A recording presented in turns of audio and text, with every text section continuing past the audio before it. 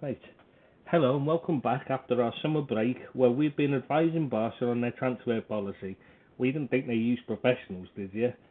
Anyway, today it's just myself, Ed Watt, and Anthony Gordon's agent, Ed25, though I'm not sure what he's doing. It sounds like he's sawing an old lady in half. Is your missus alright there, Bill, or are you just been doing the old magic trick, sawing her in half? Magic tricks, yeah, that's it. My granddad always claimed he lost his thumb doing that, you know. Because he was a stage, among other things, he was a stage musician. That was one of the stories he told. Do you know what? None of us have any idea how he actually done it. But he used to tell all these different stories. One was he saw the top off it off, sawing a woman in half, you know, doing the magic trick, you know, sawing a lady in half. The other one was, what was it? He caught it during World War II in his tank. You know, when the turret was revolving, he caught it in the mechanism and it chopped the top off. And there was like about 40 different stories, and nobody knows. None of us know what the truth is. Not that it's relevant to this football podcast, but anyway, yes, we'll move on. Sorry about that. So how are you, Bill? I'm good, Tris. How's yourself, mate? I'm good, mate. Have you had a good summer?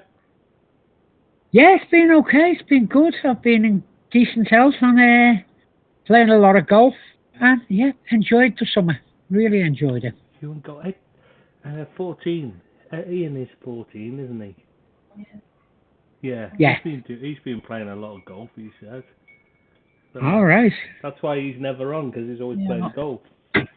Oh, hello, Mrs. Hi, Mrs. Bill. Yeah, she said hi. Are we having pizza tonight? I don't know. What are we having for tea? I don't know. What would you like? Pizza, chips with mine. Pizza and chips. I'd like sea bass on a celeriac mash with a red wine jus. What the fuck is that? What even is that? It's posh food. I'm sure that's what you have normally then. Yeah. Well, you know, the other half live like, you know, you golfing types. She's telling you off now, isn't she? I can hear it. Yeah. That's staying telling off, so you're in trouble now, mate. I'm in the garden and she's away from me with my daughter-in-law.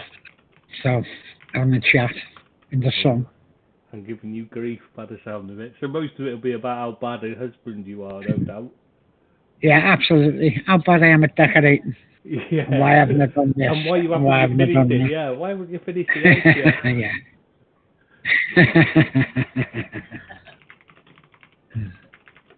Right, I'm ready to go when you are, Tris. I was just going to apologise to Amaris, who's in saying he's been waiting for it. Apologies, we were meant to be back last week, but somebody lost their voice, which would be me, so I wasn't able to do that. So, so it's back now, as you can tell. I'm sure you're delighted. I know Billy is. He's been looking forward to it all month. Aren't I just? Right, so we're just going to do a review of how the season's going so far.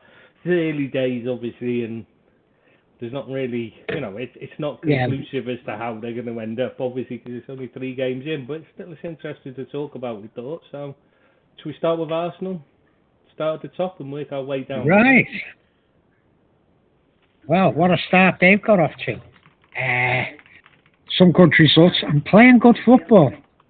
I know that Mikel Arteta's took quite a bit of stick, especially on this forum, and mostly from me. He seems to have got his act together a little bit for me, and I know it's one of your bags, but Saliba's made a massive difference to him.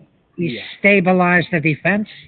His stats are absolutely amazing this season. I think he's the most tackles, the most headers, and another stat where he's number 1. He's doing really well, and it looks as though Arteta's bit the bullet with him and welcomed him back in the fold, and that can only be good for Arsenal. Surely the question needs to be asked, why wasn't he playing for them last season and the season before? Yeah. That's we don't get to see what goes on behind closed doors. But they obviously had a falling out somewhere. And he's made a big difference. I know what he said after when the first season. When he arrived there, he'd not been training properly because obviously there'd been the COVID thing and that. He'd not been able to train. He couldn't get out. He was in he was stuck in isolation obviously and that. When he first got there, he'd been in isolation and stuff, so he'd not been training. So he was a bit rusty. Right.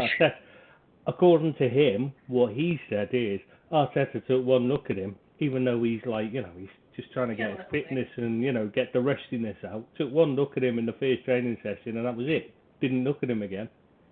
Just wanted rid. Yeah, that was a bit naive of him, wasn't it? It really was. Yeah, I mean, that would make sense because I can't see any other reason why he's taking this guy. Because the lad's world class. I mean, he's clearly a special talent. Possibly the best young defender in the world, right? He's the one. Yeah, he's certainly proven it at the moment, isn't he? I know it's early days, but he seems to have stabilised that defence. But not only that, they're playing actually good football, good, attractive football. They're good to watch. I've watched a couple of games of Arsenal, and I've been quite impressed with them. The speed of the movements and the speed of the play, and they look a really good, solid unit. I'm not saying that they're going to finish top four, of course. Yeah, it's too early, but they do look a decent force, and good luck to them. I like Arsenal, and I really hope they do well. Yeah, you've said that quite a few times how you've got a soft spot for them. Yeah, I have got a bit of a soft spot for Arsenal. I like the site as well. I like the Arsenal lads. There are some really good lads on there. And I have got a bit of a soft. Some really good lads. I said some really good lads and Malaga Guna. Yeah.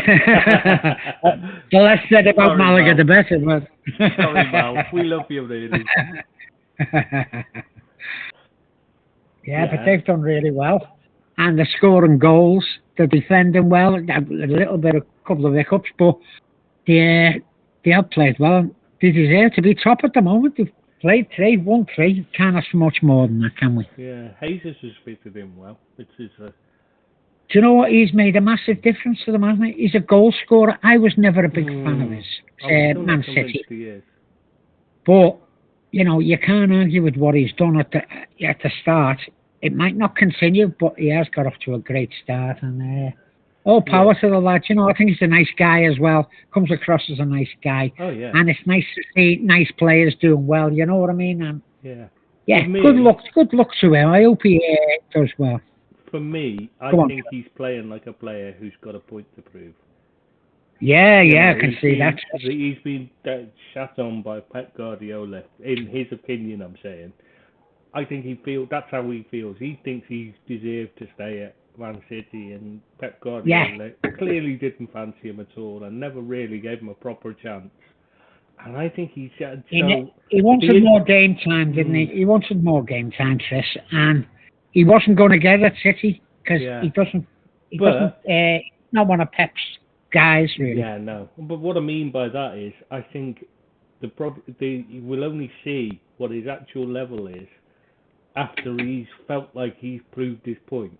And then we'll see whether, if he keeps it up after that, you know what I mean, like 10 games or whatever, if he's still performing well, then, clearly Pep's made a mistake. Otherwise, I think he's still at that, this is the point where he's just, playing out of his skin to prove Pep wrong. So it's not time to judge him yet, is what I'm trying to say. I know. Yeah, I agree with that, Trish. Yeah, he's but he can't do no more than what he's done at the moment, and so I'm giving him the benefit of the doubt and saying that he's going to be a very good player for Arsenal, and he's going to score a lot of goals. I was going to say I hope so, but I'm not sure they do because I don't want them to be too good. Yeah, that depends on how the season goes in the next few weeks. I might be wishing he was crap, let's be honest, in a few weeks. Yeah. And they've got rid of Pepe, haven't they? Now they've got rid of Pepe. Yeah, he's gone away. They've done what a waste of money he was. Yeah, but again, is that because he was just misused? Because Arteta has his way, and that's it. And he's, if they don't, I mean, obviously before that he didn't. But you've got to give a player time to adapt and get used to the league. But he didn't really, get that chance. And then Arteta comes in, doesn't fancy the way he plays. He doesn't suit the way Arteta plays. He was never going to fit in. Arteta was never going to adapt to him, so it's better for everyone that he left. Yeah, I agree with you. I'm just not sure he was as bad as he seemed, to be honest. Well, I watched him quite a lot, and he didn't do it for me at Arsenal. Now, as you say, that might be the position he was playing, the way he was playing, the way he was asked to play. It could be that. But he never really lit any fires at Arsenal, did he? Yeah, he didn't fit in at all, let's be honest. Yeah. But you do get that sometimes, don't you, Tris, that a player is good in one side, goes to somewhere else, and he's awful. Yeah, you know what I mean? That happens in football. Yeah, the right coach makes a huge difference. I mean, you get someone like Graham Potter. You don't know whether he's settled, his family is settled. Yeah. Things like that come into it, don't they? Is he happy there? Would he sooner, be at another continental club? Does he like the lifestyle? Do the kids like the school? Is the wife happy? There's a lot of factors that you've got to bring into that. And, it might just be that he might be suited somewhere else and play great. We don't really know yet. I think he's just one of those, he needs freedom to play. Yeah, possibly. You know what I mean? And Arteta has his structure. And if you don't, if you're not that type of player, it's just not going to work for you. Let's be honest. If you can't fit into the structure that he's got there, and I don't think he was ever going to. He needed to play like, say, one of those players like Eden Hazard did at Chelsea, where he was just given the freedom to do what he wanted. Yeah. But I don't think that's Arteta's style. As sometimes a manager doesn't suit a player, and a player doesn't suit a manager. And I think that might be the case with Pepe, because it's with Arteta, it's his way or the highway. You know what I mean? But he doesn't like to give people chances.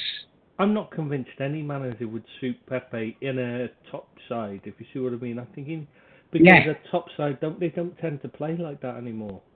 They tend to want players to work as a team. So I think really, he was never going to make it at a side that was wanting to compete at the top end. I think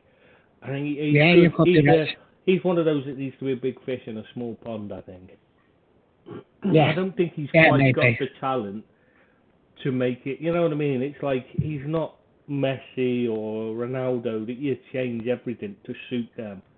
If you see what I mean? So, and he needs that. Yeah, I do. Yeah.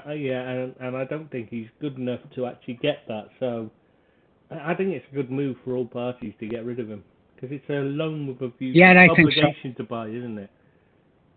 Yeah. So not much money, but not much of a return. But they needed to get rid of him, didn't they? Get his way. Yeah, he's okay. I like him. He comes across as a nice guy as well, doesn't he?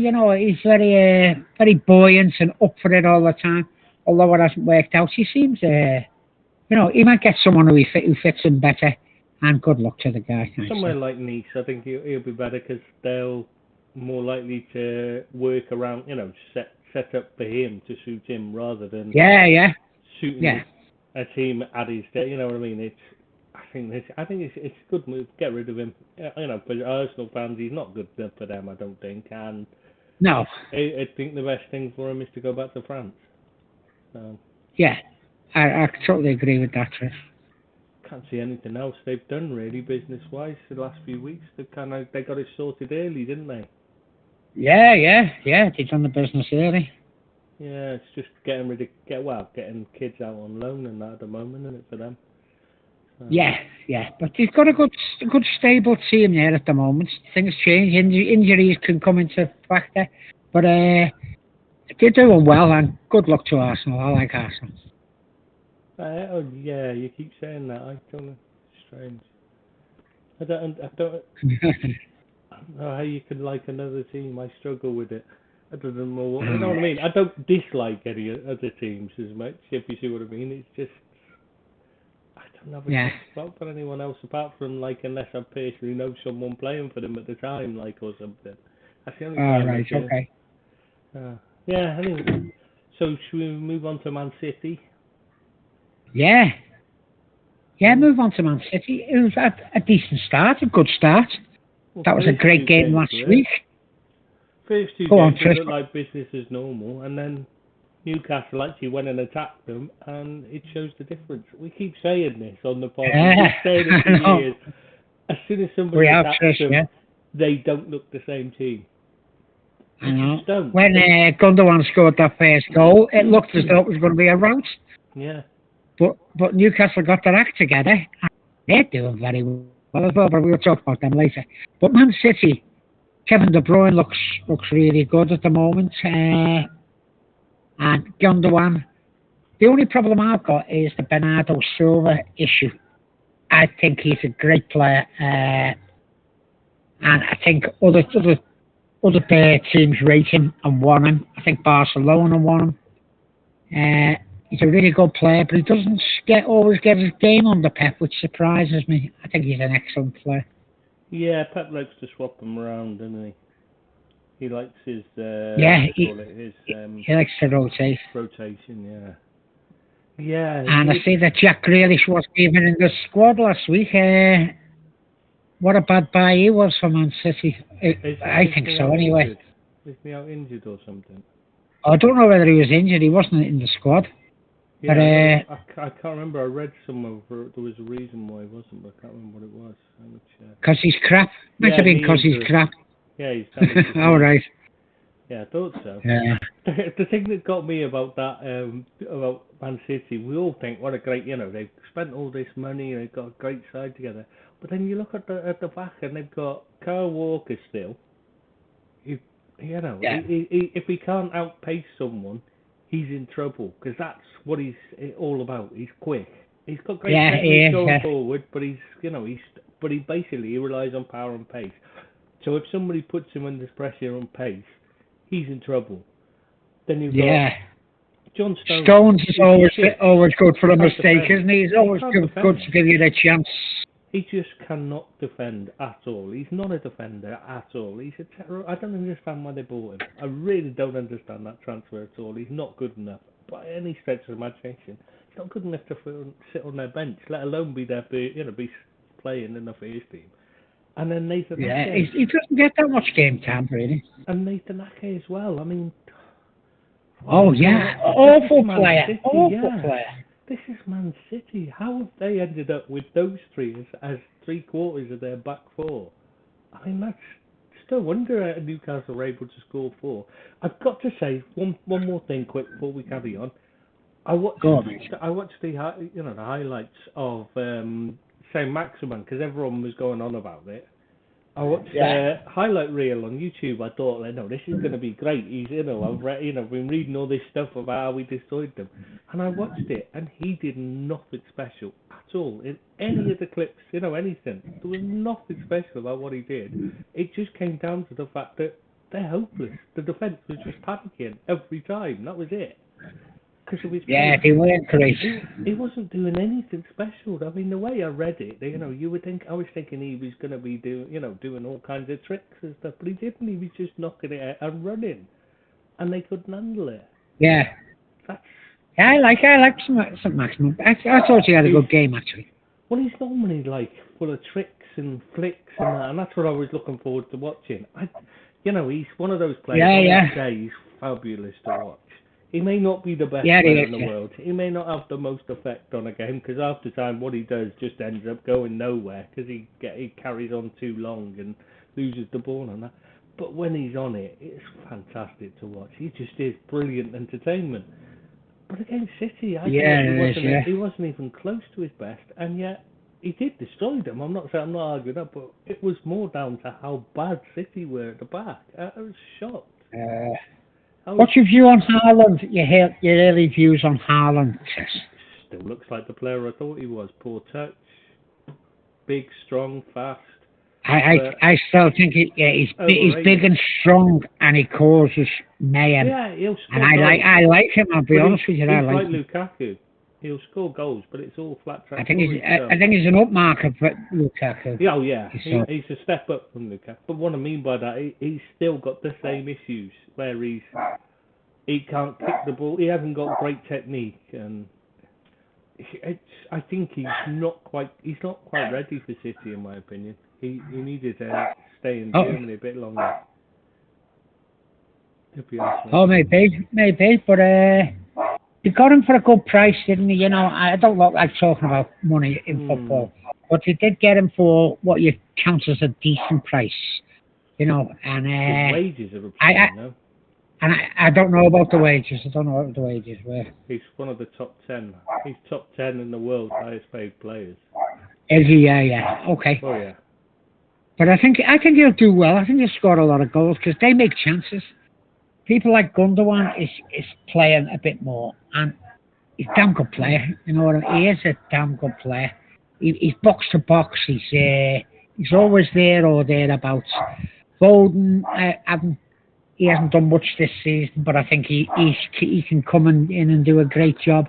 The midfield is so strong, you know, and I think they're going to be right up there this season. Obviously, you know, not it's not rocket science that they're going to be at the death because they've got such a good team. Even though I know you've got issues over the defence, but they're still going to be up there. And you know, you can't see much past Man City being the league champions. No, you know, whoever beats them wins the league, don't they? Whoever finishes above them. Somebody who finishes above them, yeah, they will. They will, 100%. Yeah. If they finish above them, they'll win the league. They'll be first or second. So you know what I liked about them, though? When they went 3-1 down against Newcastle, they didn't panic. They didn't start hitting long balls. They didn't start panicking. They just took the time and could have won it 4-3. Should have won it. Alan should have scored. And, you know, they don't... you see some teams, when they go 3-1 down, they start doing different things to try and change the game. They just stuck to what they do well. And I thought they were quite impressive, actually. And, you know, as I say, I think they're going to be there at the end. Anyone who doesn't think that, you know, I don't think they're at the right mind. But, you know, they're going to be right up there. Oh, yeah, it's a case of, you know, whether they're first or second, definitely, 100%. Yeah. Right, who's next, Chris? Do we not going to talk about any other transfers? Have they done anything else? Didn't they let someone... Oh, are they linked with anyone, Chris? Are they linked with anyone else? I thought they've done all their shopping. I'm trying to remember if there was anything. I'm just thinking out loud. No, I can't think of anything interesting for them. There's a few players been going, hasn't there? But they didn't sell in the end, so I think that's kind of affected their transfer window, to be honest, because Bernardo Silva and Ake are still there when they were expecting both to be gone. So I think that's kind of because obviously FFP's got them a bit hamstrung at the moment. So, and a lot of clubs in the same boat. Yeah, about bloody time as well. Yeah. So we'll move on to Leeds, who are third at the moment then. Oh, Leeds third. That's a massive shock. I expect them. I don't know whether things will change. I expect they will, but I don't see Leeds as a top 3 club. I know they are at the moment. I still not a big fan of Jesse Marsh. But you know, saying that, they did work their socks off at the weekend, and you know, they are all in the same boat. They're all fighting for the team, fighting for their places, and you know, although they have, I don't think got the most talented squad, if you give 100%, that's more than half the battle, and I think Leeds are doing that at the moment. And you know, go on, Tris. No, I was just going to ask you if you thought getting rid of Calvin Phillips and Rafinha's actually helped them rather than hindered them. I'd say 100% they are. You know, I like Rafinha. I think he's a very talented individual. Thought he was a bit sulky, seemed a bit sulky. And Calvin Phillips, I'm not a fan. Never have been a fan of Calvin Phillips. And I think they got good money for him. And I don't expect him to play a lot at City, to be honest with you. I think he was a bit of a panic buy.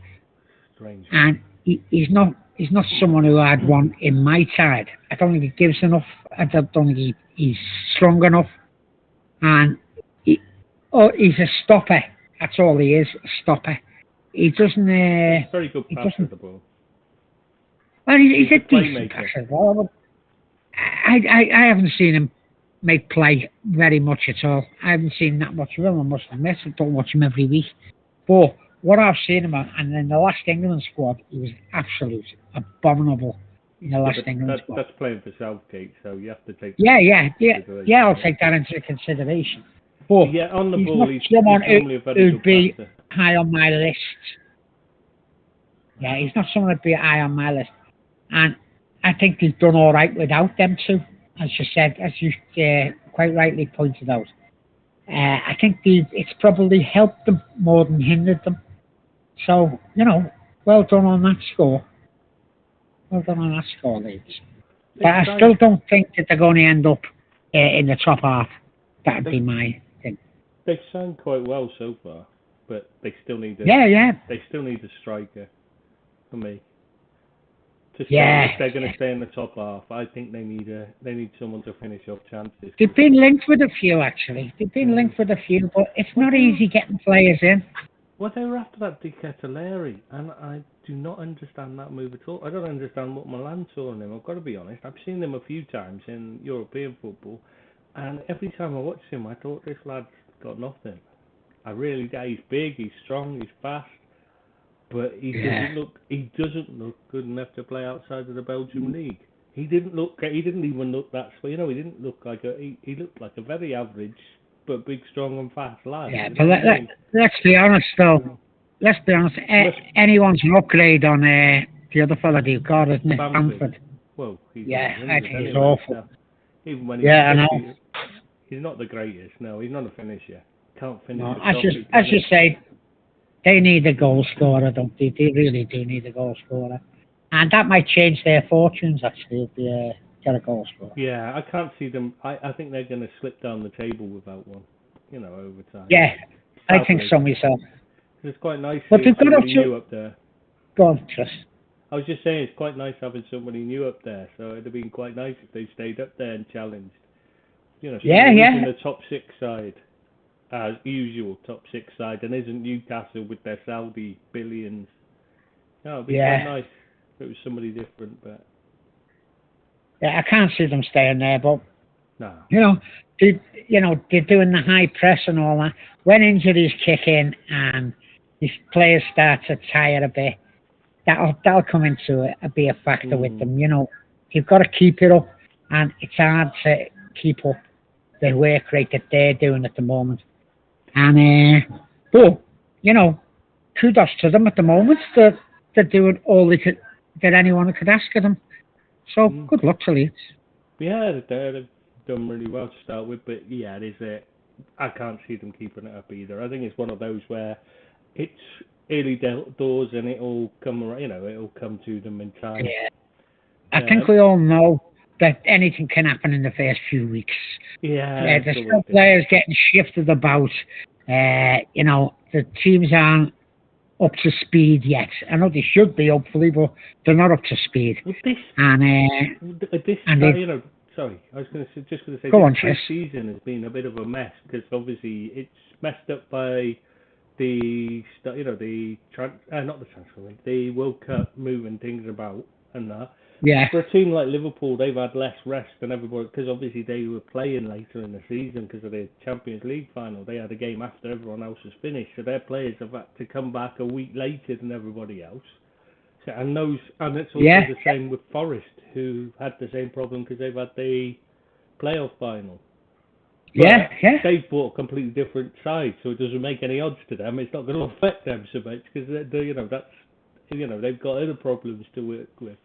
But yeah, there is a lot of things. This is, the pre-season's been an absolute mess for everyone. So and you're trying to integrate players as well. You're trying to integrate players or kids coming through, trying to integrate them. And it's not easy the first few weeks. So it's a bit false, the league at the moment. It's very much so. We used to not even, they never used to even publish tables until 10 games in.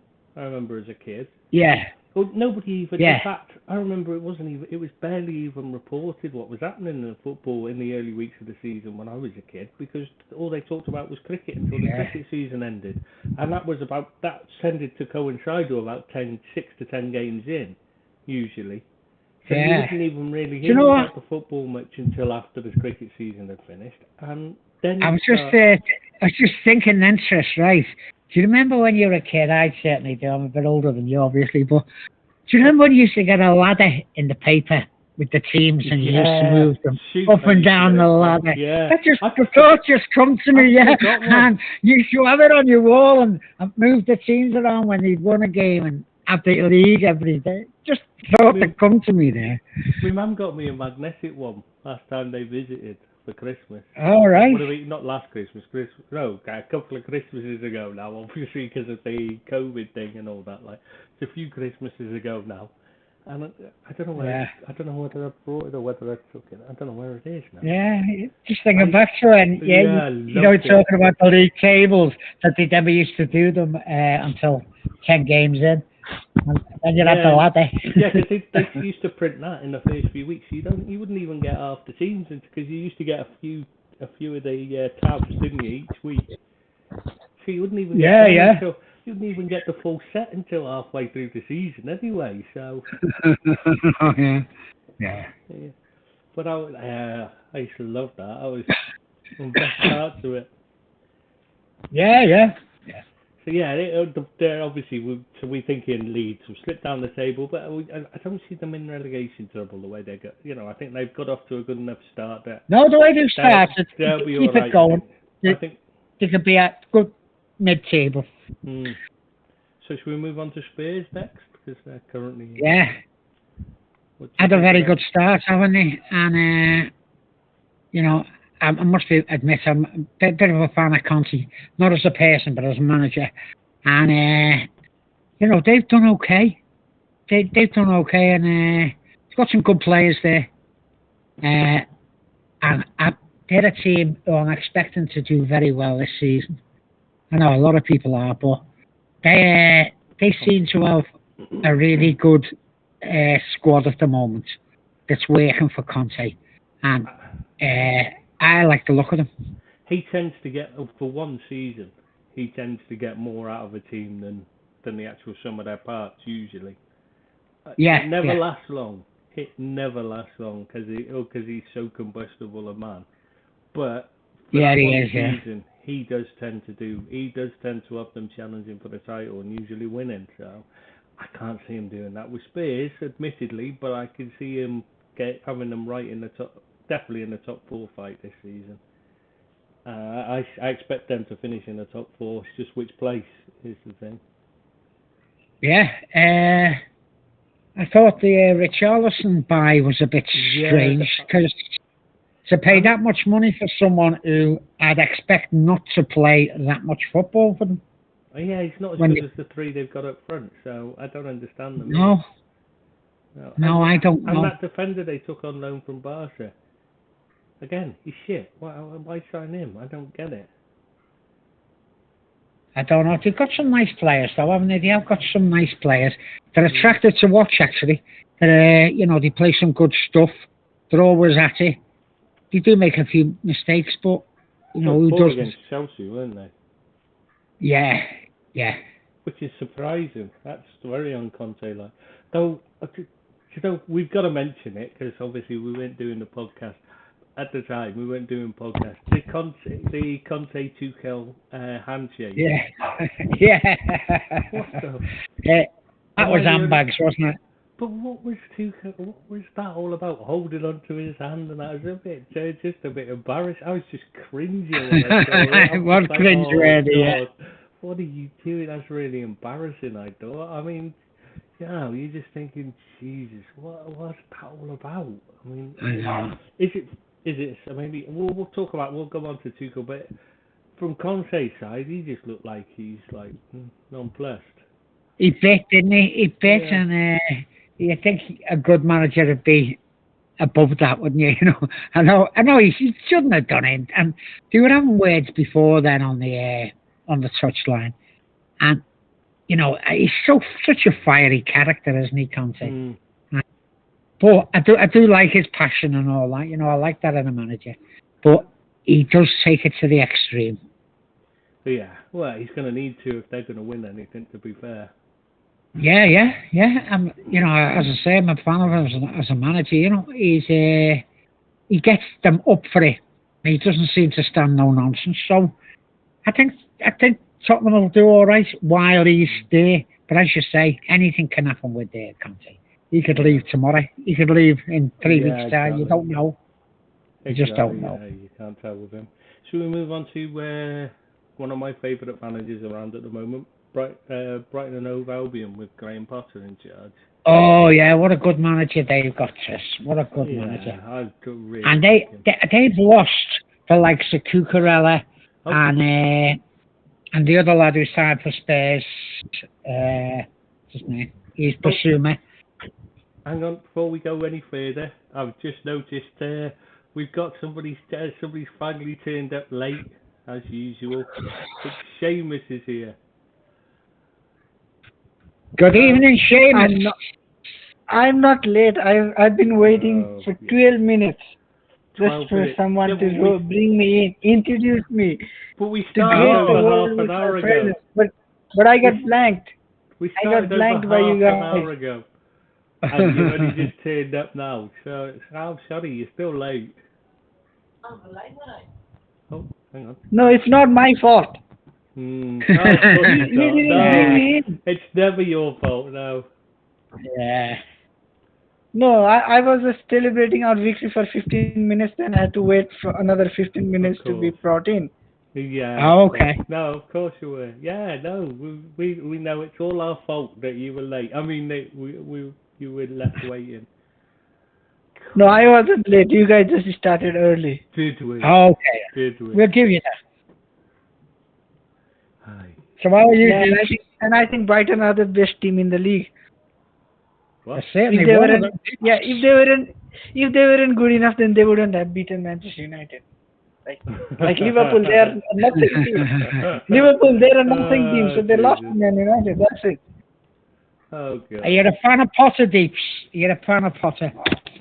How can you not be? Like he's done a very good job. Yeah, great manager. And as I said before, they're doing it. They're doing it without Yves Basuma, who was one of the big players, and Cucurella, who was one of the top players. And we were thinking they were going to go down when, drop a level. Brighton. Who was saying that? I never said that. No, people were saying that you might know, Tris. But I don't think we said on the pod. I think we've always been a big fan of Potter and thought he'd do well. So. Yeah, I think Billy is getting confused with the team in blue. It's Everton people were saying that right now, but I'm not Brighton. You won a game, have you? Yeah, he's won a game now, so he's excited. And correct me if I'm wrong, but it's one more than both of your teams combined. Oh. Right, that's it. Let's fair point. We've had enough of him. I've had enough of him. Where's the band burn? Right, go on. Right, get back to Brighton. Let's get back to Brighton. Brighton, really strong start. I still think they need a goal scorer. I think they're on the lookout for one, but they have done really well, and they play nice football, don't they? It's not as if they're a kick and run side or aggressive side. They're just a nice footballing side to watch, and they're very, very much in my thoughts of getting up into the top 6 at the moment, and I'd like to see that. I would like to see that. I think the only thing that's held them back has always been a goal scorer.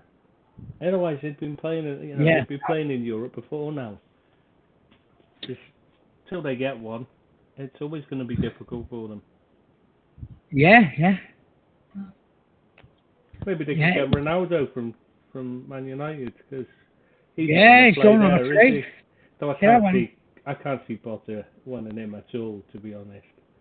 Can you? No. He's not that type of manager who would have superstars like that. They just like being at what they're doing, and they're doing it great. They should be looking at the academies of the likes of PSG, where good players get sent out a lot. Like they've sold a young striker this season as well at PSG in Arnold Kalimuendo. Just take a risk. Yeah, players like if it pays off, are available from them. Yeah, and Nkunku, Diaby. Yeah, I think that's what they're trying to do. But it's not that easy because you have to persuade them to join you. It's much easier if you're someone like Borussia Dortmund or someone like that. Have we got Rob on now, have we? Is that Rob's... We're really scraping the bottom of the barrel, haven't we, now? Ah, Rob. How you going, boys? How you going, Rob? Yeah, not bad. How are you? Not bad, mate. Not bad. Just pretend Seamus isn't here, right, mate?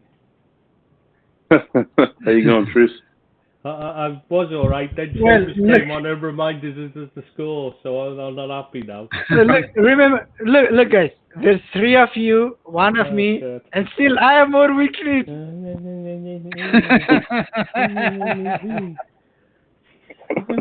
Who said he could be on it? Whose idea was it to invite him? He's invaded us. I know. Can we say? I'm not here to take part. I'm here to take over. We should mute him. Typical Man United fan. They only sing when they're winning. Where's their mute? Rob, we're on Brighton. What's your views on Brighton, mate, this season? Yeah, they've looked alright, haven't they? Yeah. Yeah, not surprised because, like we've all said before, Graham Potter's a good coach. I'm just trying to think of what's his name? Caicedo? Yeah, Moses Caicedo. He looks pretty good, mate. At the back as well, we're quite compact. Webster and such. Still but you don't like the keeper, do you? That's what I was just about to mention. Still funny about the goalkeeper. I watched the Manchester United-Brighton game of round 1, and I've got to say he was at fault for the goal. We're not going to talk about that game. We need to, mate. Sorry. No, it's like if it happened more than a week ago, it's irrelevant. No, it's really relevant to this. But Brighton, they've got no superstars, have they, really? They're just a really good team, aren't they? That's what I like about them. Seems to be no egos, no players throwing a strop or moaning about not being in the team. They seem a good unit, a very strong unit, and I'd love them to do well this season. Really would. I'd like no fashionistas either. The what, Dave? No fashionistas either. Yeah. Fashionistas. See, that's where they're going wrong, obviously. Yeah. Yeah, they're a good side, aren't they? They need some like you, Seamus. Fashionistas. Freudian sleep, Chris. I know. I forgot you'd said that. Right, I suppose so what are we Brighton doing? will do all right, yeah. Well, we're just talking about how the season started. We started at the top, we're working our way down, so we'll get to Liverpool right near the end, just before Everton.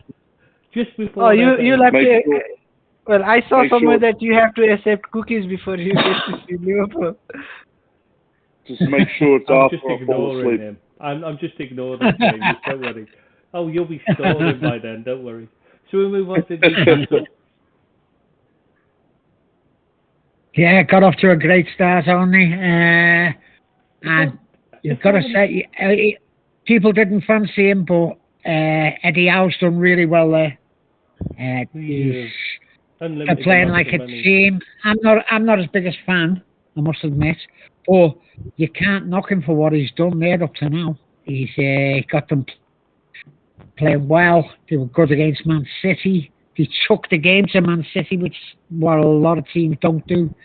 They attacked them. They got 3-1 up. Possibly could have won, should have won a 3-1, I'd say. But they're making some good signings. Just made a £60 million bid for the Isak, is it? He's Alexander Isak. Yeah, and they're quite good to watch, actually.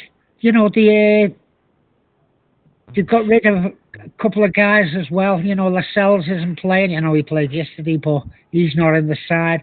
And they seem a lot stronger now and a better unit. And, who's to say that they won't do very well this season? Certainly not me.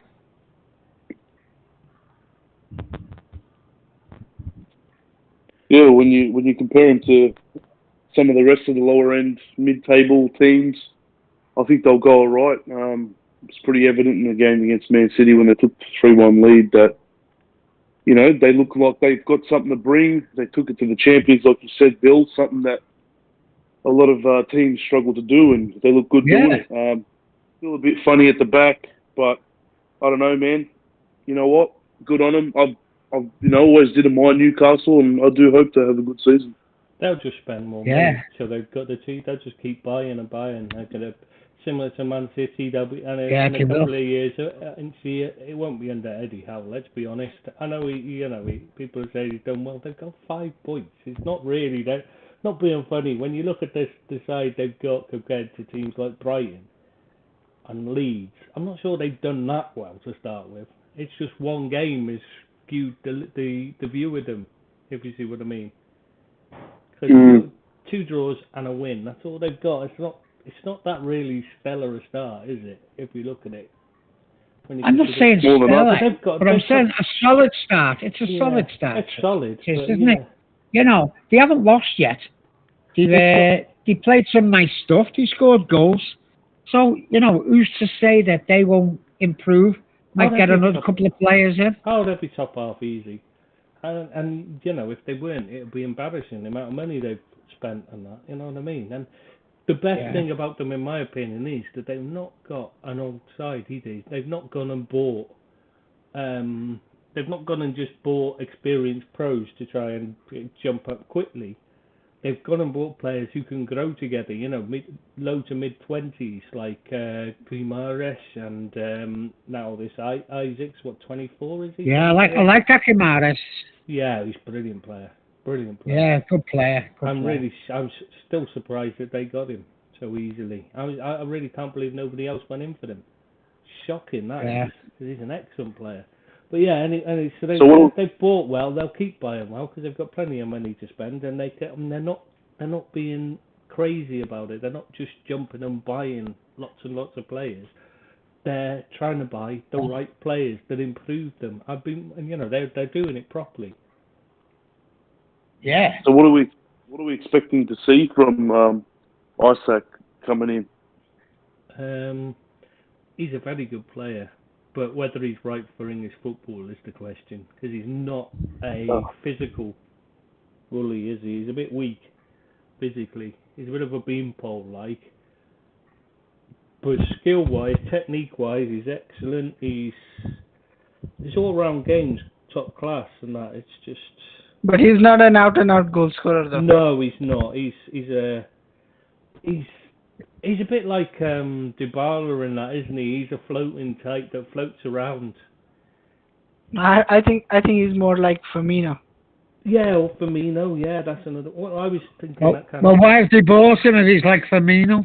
I was waiting for Billy. Oh God. Yeah, he's a player, Isaac. I think. I think Newcastle. You've got to see them. They'll be in Europe next season. I can't see any of the outcome, to be honest. I think they'll be in the top 6. Yeah, but you're saying about them throwing money around. Yeah, they spent well, I think. You know, they have spent well. Well, that's what I mean. That's the policy that the club's going down. Players for the future, players who fit the system.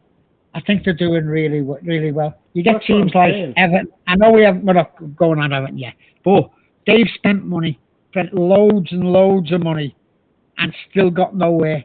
Man United have spent loads of money and got nowhere. They're spending it in the right way. Well, that's what I was trying to say. Kudos to the club there. Yeah, I was saying they're obviously well run. They've not gone up and just thrown money at just trying to do it immediately. They're trying to take, they're happy to take their time and wait for the right players. And just get them. If they can't get them, they'll look for, you know what I mean? They're not going to just go and buy anyone. Just say, well, we'll just jump in and grab him. They're being good. I'm impressed with them, to be honest, the way they're run. It's just a shame that, who they are, who they're owned by and that. What about you, Deeps? How do you feel about Newcastle? Well, they're about to loan us Dubravka, so I'm happy for them. That's a strange move, isn't it? Yeah. Oh, that's a very strange move because Dubravka's issues are the same as De Gea's. Yeah, he's just a lesser version of De Gea. That's what I mean. It doesn't make any sense for any of the parties. He's not going to play more at Man United. No, he's not. So, it's a loan move, so he probably won't be getting paid more either. No, he won't be. Unlikely. And he won't be competing for more trophies either. No, it makes... Oh, it probably will. What, at Man United? Yeah. No, he's more likely to win a trophy with Newcastle than he is Man United right now. Yeah. Oh, Europa League. I think Billy is talking about Europa League. Yeah. I thought Man United just won the I Beat Liverpool trophy. Yeah. Oh, yeah. They've won that twice this season already. So that's it. They don't need to win anything else. The fans are happy for the season. No, but Dubravka didn't take part in either, so his cabinet would still be empty. Oh, he missed out, mate. Oh, bless him. It's a very strange move, that, isn't it? Doesn't look like what he needs, and it doesn't look like what he needs either. And I still don't understand how Pope's any better than him either. Still not convinced on the. Well, he's named Pope. Yeah, but he's still crap on crosses. Just say it, but he's got the same issues again. He's another one. He can't use the ball at his feet, and he doesn't like to come off his line. You know what I mean? He's another strange. It just seems a strange. There's three goalkeepers there we've named: De Gea, Pope, and Dubravka, who all have exactly the same problems, and why they're not top. Why then they're not top class in the way the modern football's going. The savers, aren't they? That's all they are, line savers. That's the type. Same as Jordan Pickford, he's another one in that bracket. You know what I mean? He can't use the feet. Don't come out for crosses. Oh, but come on, hang on. Pickford doesn't even come under the same job description as goalkeeper. No, you can't put him in the same bracket as De Gea. I'm sorry, you just can't. De Gea is a good I think keeper. you can, De Gea without his hands is a better keeper. Come on. And not for me, I'm telling you, not for me. You could cut off De Gea. You could cut off De Gea's hand, and he would still reach out for more balls than Pickford does. Did you watch him against Brentford? God, Did you watch him against Brentford? He made a Don't even talk Do you watch Pickford ever? Do you watch Pickford ever? Come on. Every game. And he's always the same. Shit. He's a good man. We're not talking about the man. We're talking about the player. But anyway, we're not. Okay, let's move on from Newcastle, Chris. Yeah, we'll go on to Fulham because we're getting a bit sidetracked. I know it's not like us to do that, but we have got a bit sidetracked there. Fulham. Well. Now, I did tell you at the start of the season that Mitrovic would score goals. They were all saying You know, he'll do it in the Championship. He can't do it. I know, but he scored goals early. You can't say nothing about him at the moment. He scored goals. So did Pukki. Go on, Trev. So did Pukki when he came up with Norwich, and it soon faded after about 5 games. Well, I'm saying Mitrovic is better than Pukki. He's not. He's no better. He's no different. He's just the same thing. He's just he's a player who's too good for the Championship, but not good enough for the Premier League, like a lot of players. So it means he should be playing. I can think of like 11 of them usually on the pitch for Everton each week. Go on, Rob. What were you saying about him? He should be playing in Scotland. Do you think so? I like him. Too good for the Championship, not good enough for the Prem. He'd be well suited to Scottish football. I think he's a decent player, actually. And I think Fulham have got off to a good start. Took it to Liverpool in the first game. I know Liverpool weren't up to speed, probably, but you can't take that against. You can't put that against Fulham, mate. You have to say Fulham did well. But they played well. What Liverpool did, Fulham did well. They bullied the midfield, to be honest with you. They bullied Liverpool's midfield, and and they were very good. Mm. Yeah, you can't say that was because Liverpool were poor, though. Forget that. That's irrelevant. I think they made Liverpool look poor. If Liverpool had got their heads up, got their tails up, they'd allowed Liverpool to get at them and start off well. It's a different game. Because Fulham took the game to them from the start and didn't allow them to get into it, that Liverpool was so bad, and it set the whole tone for the season now. Yep, that's exactly right. Yeah. Well, is this an ongoing thing, well Chris? done to Fulham for that, rather than... Is this an ongoing thing that happened with Newcastle and it happened with Fulham the first game? A team's going to take these big two on, rather than sitting back and trying to park buses and hopefully open for a 1-0 win from a breakaway or a 0-0 draw. A team's going to take these teams on this year and say, we're going to have a go at these. We're going to, like Newcastle did at City, like Fulham did against Liverpool. Are they going to actually have a go this year? Well, it comes down to the managers in charge. All of these managers that come up want to play football. People like David Moyes will still be the same. He'll still sit back and try and defend and catch on the break.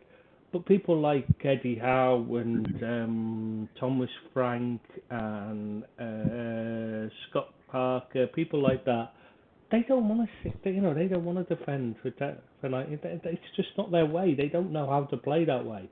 So they're gonna have to go. If they don't go at them, they'll get relegated easily. They'll be sent down within a few weeks. You know what I mean? The only chance they've got is to take the game to team. So I think we'll see a lot more of it, because I don't think they know how any other way to play, and I think they've got to go at them to have any chance. And I think they know that, and I think I certainly hope so. Stuff like that.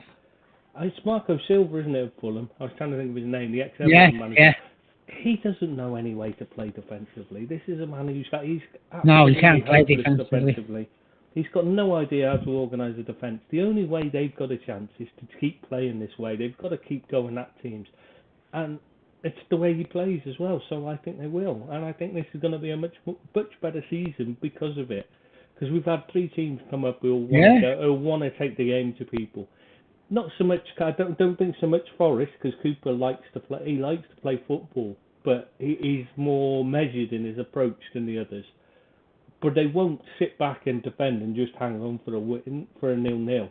Never. I don't think any of them will do that. I think they'll all try it. They'll all go out to win every game, and hope to pick up enough points that way. And it'll make for a better season. I think we're in for a good season this year because of it. Hopefully. Apart from the World Cup's going to mess things up, but that might be to the advantage of these teams, because they can go at it, and then they know that they're going to have a break to recharge. Yeah. What about you, Rob? What do you think of the Fulham, mate? Well, they came to play. I mean, game 1 took it to us. Set a tone. Weren't there to be bullied by Liverpool or roll over, like you said. They actually came to play, and they did very well. I'm not quite... I can't remember the results. The 2 results after that they had. You might have to remind me. They had 1 draw and 1 win. since then. So they'll be on the same points as us then. No, you're not a win. There's a win. No, 1 win, 1 draw. You guys are winless. Oh, right, Oh. sorry. Winless FC. Right. We're talking about Everton or Liverpool now. I'm confused. Both. I just want to. Both. First two Merseyside. We're talking about Merseyside. Winless Right, FC. okay. Winless City. Can somebody punch me? Can somebody punch him for me? Anybody. It doesn't matter who. Fulham, Deeds, what do you think? What do you think on Fulham?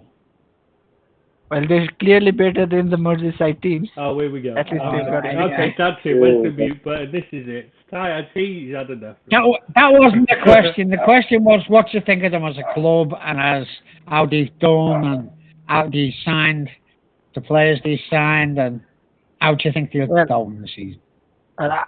I'm happy they got promoted because they took Andres Pereira off our hands. He's playing well. That I'm happy about. But it's early doors. It's still about preseason. It is still preseason for him. Wait for the real season to kick in, and then he will be taking the place out. But is that true? Is this finally the chance that a team that actually plays the way that suits him? Is what I was thinking. Because he's not. No, I think he just needs a manager. I think he just needs a manager to tell him, don't take any pressure. It is still preseason, and then he'll be fine. He is one of those strange. Yeah, I'm not joking. I'm not joking. I think preseason. it's more about. Oh, he's the preseason Pirlo. He's the preseason Pirlo.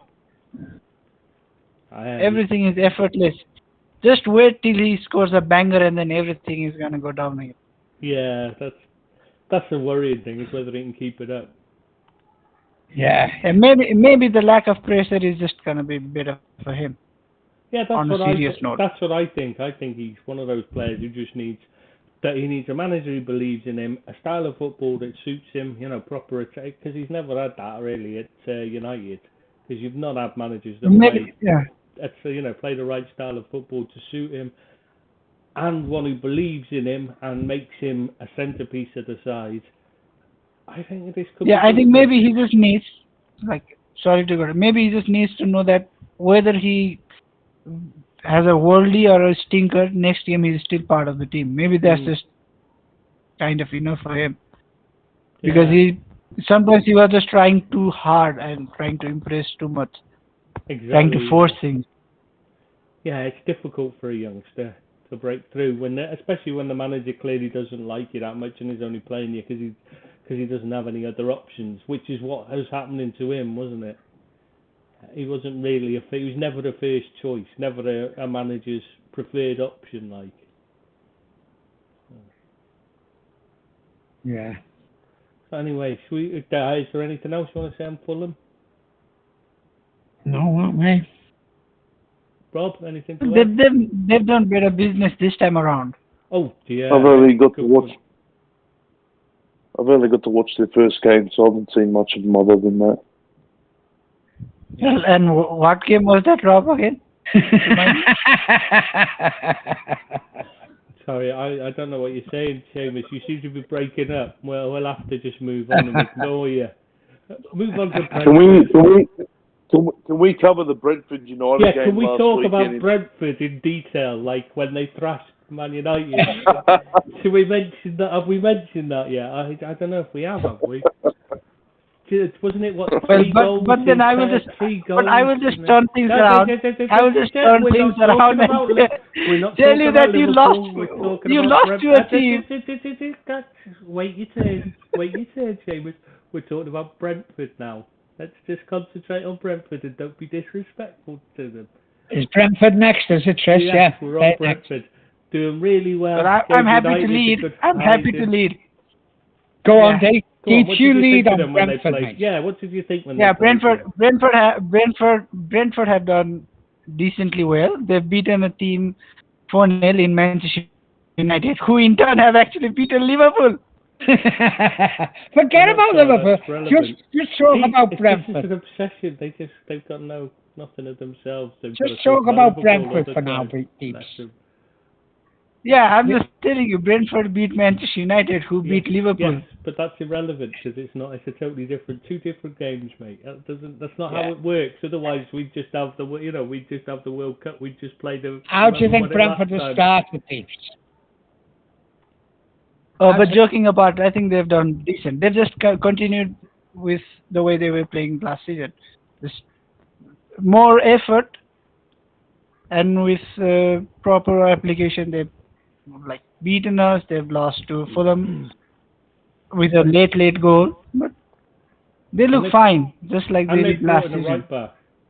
That's the big thing. They've actually got somebody on the right now instead of having to play people out of position there. Who? Except the young Scottish guy. Hickey? Yes, Hickey. But he's more of a left-sided player though. He's versatile, but still. They definitely brought in a right back, mate. Definitely, maybe even two. I can't remember. But they have got a good manager, haven't they? I do like the manager. I must say, he's doing really well. A very likable person, and very good head of hair. Well. Yeah, very good head of hair. It's nearly as good as mine. Yeah, not Aaron. You've got none. Exactly, I was joking. No, they've brought in that.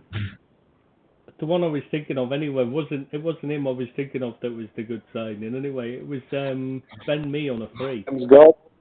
Oh, Ben Mee. Yeah. I think that's an excellent signing because they needed a leader. And they've not lost anything. Let's not talk about Ben Mee. They've not lost anything. Let's not talk about Ben Mee. What has he done? That scored against United? Let's not talk about it. We're not talking about United. Sorry, Seamus, I wasn't actually meaning that. I just think he's an excellent player and is highly underrated. And I think he's a good signing for a club like Brentford. Oh, come on, but he rarely posts on Instagram or other social sites, but he even posted after that game. Well, he's a Manchester City fan, mate. What do you expect? He's from Manchester. No, I don't think that was the reason. It's he hardly scores. He hardly scores and never against Man United. Well, yeah, but it's because, like I said, he started his career at Man City, so it's bound to be a big thing for him scoring against Man United. You know what I mean? Especially as he's not a big goal scorer as it is. No, they definitely bought some. Oh no, it was right. Nope. Just checked. I just checked. No one, but I know because I did I was doing the transfer, doing it for the news roundup. There's definitely one missing, unless it was just. No, they definitely signed one, and I know they did because I can't, actually, and maybe they've just got him listed as a different position in the squad listings. I don't know. No, I'm pretty sure you're just getting confused with Aaron Hickey because he plays right back as well. Yeah, he can play right back, but he's definitely a left back. No, they have unless it was somebody signing a new deal. I'm thinking of with them, a right back signing a new deal. I don't know. I'll have to have a look. It's not important anyway. It's irrelevant, but I'm sure they signed one. But they're looking a strong outfit. They're no pushovers, are they? Brentford. Tony. They work hard. And, Tony, I'm surprised none of the bigger clubs have gone in for Tony, to be honest. I really thought someone like Chelsea would be well suited to. He'd be a massive improvement on, say, Lukaku to play that front role for them. And that Bruno as well. I was surprised nobody came. He's not moved either. I'd take him at this stage, Chris. Who? Tony? Yeah. Instead of Nunez. Really? No. I'd give Nunez time at the moment. But... No, I'm not writing off Nunez. Oh, we'll get to Liverpool. Don't worry, I've got a lot to say about that. We'll get to. Oh, but you'd have to wait about two hours. No, we'll move on to Crystal Palace now. It's all good stuff to say about Brentford, but there's nothing really else to add, is there? So we may as well move on to Palace now. Okay. Yeah, 1-1-1 is their thing. 1 win, 1 draw, 1 defeat. 4 goals scored, 4 goals conceded. They're they're very inconsistent, but what do you expect? They're still reliant on Zaha, and I don't understand it. I still don't see it. That is consistency, Chris. What? 1 draw, 1 win, 1. No, that's as inconsistent as you can get. No, but for them, that is the level of consistency. Yeah. They have a good game, they have a bad game, they have a normal game. Yeah. They just go around in cycle. They're very odd. They're a hard-working side, actually. I think they're a bit better than what people are giving them saying about them. Really? I think I think Vieira's done really well there. I don't think they've got that much at the club. I don't think they've got a lot of good players, but the ones they've got, I think Vieira's using them well. And I think they're going to take points off a lot of teams. You're saying I'm not saying they're going to win anything. They might not win it top half, but I think they're a hard-working side who are going to give people a game. I've got to... Yeah, and it's proved it against Liverpool. I thought they'd done really well against Liverpool. But I've got to ask you, so you said you think they're better than people are saying, but all I ever hear about them is how great they are. It's all you ever read in the media is how brilliant they are and how Patrick Vieira's got them playing brilliant football and they're a fantastic side. And then you look and you think, what? I don't think they're a fantastic side. They're not a bad side, but they're not a great side. No, they're just a hard-working, decent club who are going to take points off people and are going to have defeats. They're not going anywhere. They're happy with a mid-table finish. They're happy to avoid relegation. They need to get rid of the Do you think so? I think he does well for them, Tris. I think he does well for them. I think he's the problem. Scores goals. He's a bit of a Mars bar, of course, but he is. 99% of the time he puts it in the stands and that. He's the weak. For me, he's the worst. But he's the biggest problem they've got is that everything goes through him. He has every chance on there. And yes, he scores goals, but so he should do. He should score 3 times as many as he does. He's what is? I think good enough. And he's caused. Sorry to interrupt, but I think he's a bit like Ronaldo was last season at Man United, where everything went through him. And so it looks like he's great because he's the main scorer. But if they'd have actually played better if they'd have played without him, they'd have got more team goals. If you see what I mean. I think Jimenez are really good. Go on, what? I think he's their Coutinho, like what Coutinho was to Klopp's Liverpool. Yeah. Well, not good enough, and as soon as they got rid of him, he improved. Yeah, I'm saying it. He has brilliant moments of brilliance, but overall, there's a big chance that him not being there just improves him.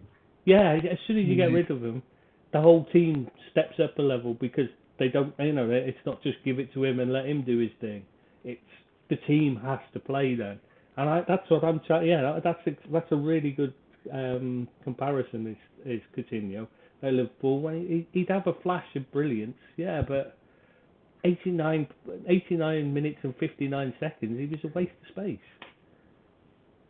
He was a weak, he was actually holding Liverpool back, and I think Zaha's in the same position. Everything goes to him. He's too big for his boots as well, for such an average player. He thinks he's Lionel Messi, and he should be he thinks Man City and PSG should be fighting over his signature. You know what I mean? He's just not that good.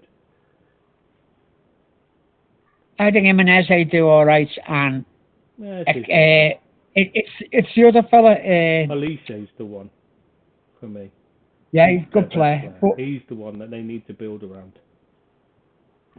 Yeah, I say they've got a few good players, but they're going to be a hard team to beat this year, as I think it stands anyway. And I think they'll do okay for themselves. I don't expect them to be anywhere near the relegation. I think they're a decent unit. I can't believe Nathaniel Klein's still getting a game. Yeah. Yeah, that's a bit of a strange one. Yeah, bit of a strange one. Yeah. I suppose when you're a club like Palace, and I don't think they've got the biggest budget to spend. You'd have to have players like Klein. Have you seen the option they've got? Joel Ward, who's possibly the worst right back ever to play Premier League football. I can see why Klein plays. He's up there with that old Fulham right back that you used to love. Fulham Oh, you mean that? Oh shit! I know what you mean. I can't think of his name. Yeah. Dennis O'Doyle. And that Ryan Fredericks, who used to play for Fulham as well, who just left West Ham. Oh, awful player. Though Rice said this week that he's part of the problem for West Ham losing him is why they're playing so badly. It's one of the reasons because they've lost key players like him and Noble. You're thinking they never played. Maybe they were a good influence in the dressing room. Yeah, I'm sure Noble was a great influence, but Fredericks is a knob. He's not a good player. He's a really, really rash. He's a weak link. I don't see it at all. I'm sorry. I can see losing Noble for his leadership, but no, not him. Is Wan-Bissaka going back to Palace, Tips? I wish. Yeah. I wish both for him and for our sake. Because he ain't getting a game. No, you wouldn't think so. He just doesn't suit Erik ten Hag's system at all. Yeah, he doesn't. He's not. It's the wrong team for him, isn't it? Anyway, should we move on? Maybe they should come back for him. Yeah. We'll move on to Forest then. And 25 new players. No, 16, isn't it? 17? It's at least 16. Last I can remember it was 16, but I can't remember if they've signed any more since then. Yeah, 16 and counting. Yeah, that's incredible for one window. And they've managed to integrate them so well, considering, like...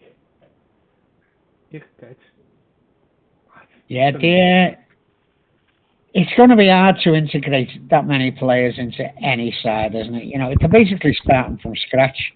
And although, you know, I hope they do okay, but it's hard to integrate that many players into a side and then hope that they're going to start firing right away, which they obviously aren't. I know they drew with Everton at the weekend, but they're going to find it tough this year. I'd like them to do well. I like Forest, but I think they're going to struggle simply because of the numbers of new players they've got.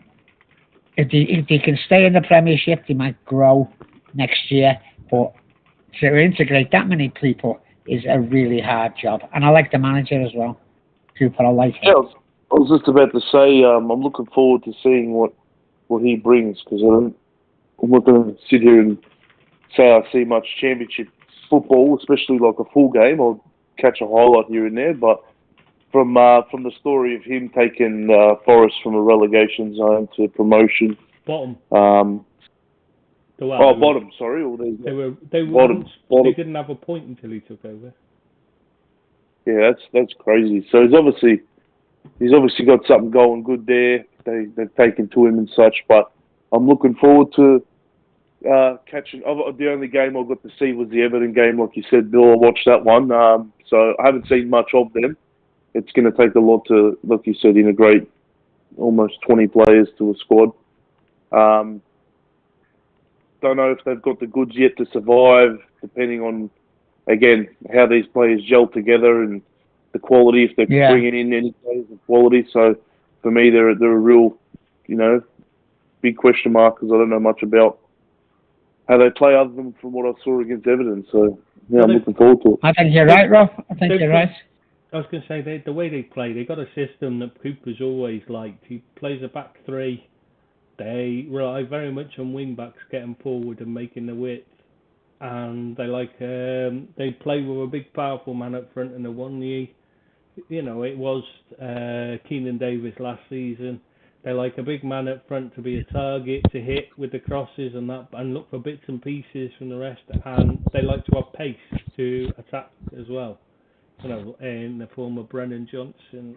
Who's the other lad on the other side? I forgot. Obviously, last season it was. It makes sense why they spent a fair chunk of money on Nico Williams. Well, they had to buy because they lost a lot of the players were on loan last season, so they had to buy. Basically, they needed a new team because most of their players were, and those that were left, how many of them were going to be able to step up? Virtually none. Let's be honest. I mean, Jack Colby. One of them came to the A-League. It's surprising. I thought they'd all be. That's can't be that bad, surely. One of them came to the end. Joe Lolly. Oh, Marquee signing. Yeah, no, he's been finished for a while though. He was great, and he had great for a while, and then he had bad injury problems, and he's never been the same player. So that means he'll probably be the MVP here. Yeah, he's gone there basically because injury problems, probably an easy ride for him. Better climate for his knees and that. You know what I mean? Yeah. Yeah, but I think they're going to struggle to score goals. Let's be honest, that's going to be their problem. What do you think of that? It's going to be a relegation battle, no matter. I don't see them finishing. But I think they might just. I think they've got enough to stay up. Certainly got the. What do you think of the former Liverpool striker that they saw now 1 year? He looks like a big fella. Yeah, he's a bit. He's still a bit raw though. So I'm not sure he's going to score enough goals. Really, I think that's the problem they've got. I think they're going to struggle, but I hope they stay up. I'd like them to stay up, to be honest. He's got the pace and power to be a handful of one of you, and he's got good moves. But I don't know. What do you think, Seamus? Be careful, Billy. I'm just going to tell you, be careful. Why? Don't ask me to be careful. Oh, you want them to stay up, but just remember, your side is in there. Yeah. Your side is even better. Again, Billy, I'm the only guy supporting a team that has won a game. That's it. I am muting him. For good. Well, it's nice knowing you, Seamus. Thank you for that. Thanks for your input. Bye-bye. Yeah, no, sorry, go on. We did actually play them off the park on Saturday, but that's another matter. Anyway. Did you? Well, we did, yeah. What was the score? Should have been 5 up at half time, but we went, so there you go. But I don't think we've got enough to threaten anyone. Teams will want to play them this year. Teams will want to play for us this year. I don't know. It's going to be a really hard season for them. But good luck to them. I think they'll be difficult to play against, but that's what they'll be good at. Right, who are we moving on to now, Tris? Next up is Southampton, who surprised me. They're that high, which obviously it's early doors, so I can't see them staying there.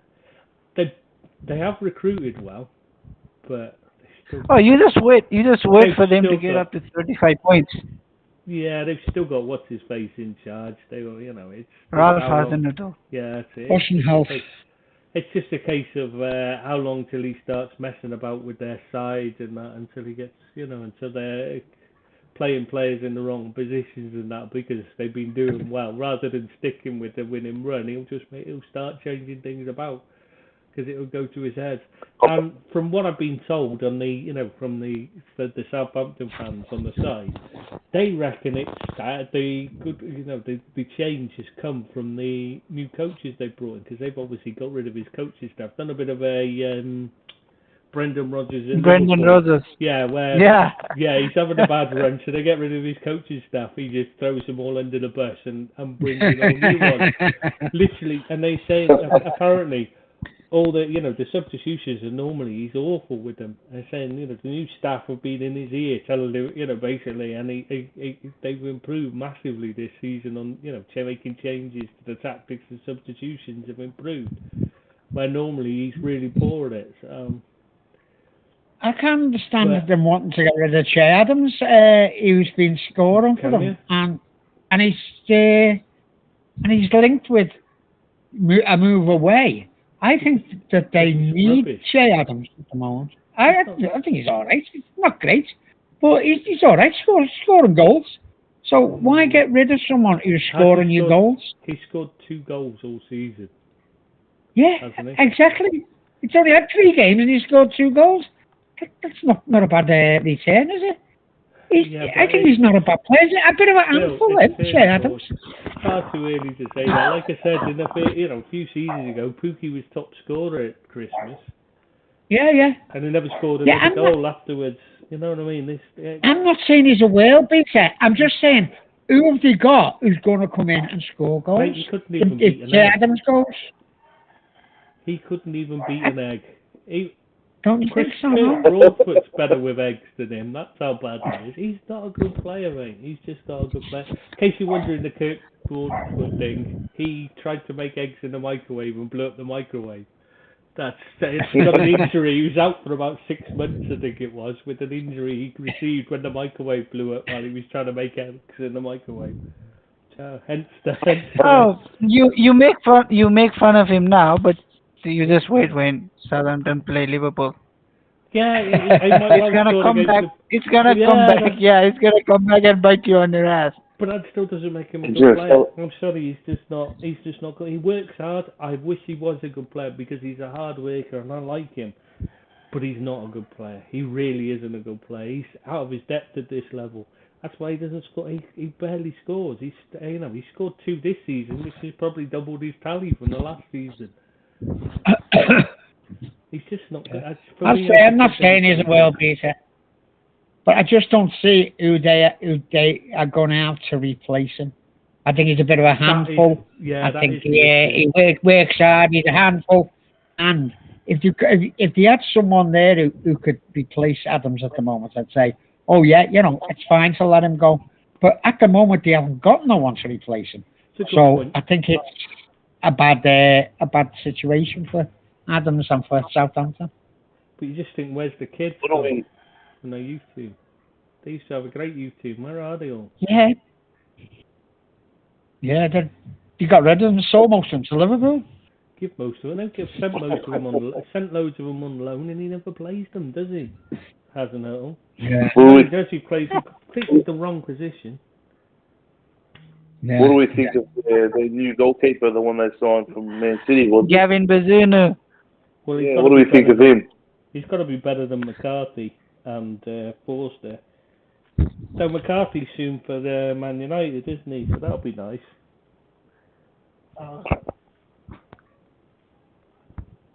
Sorry, what was that, Seamus? No words. Like, silence was my genuine reaction.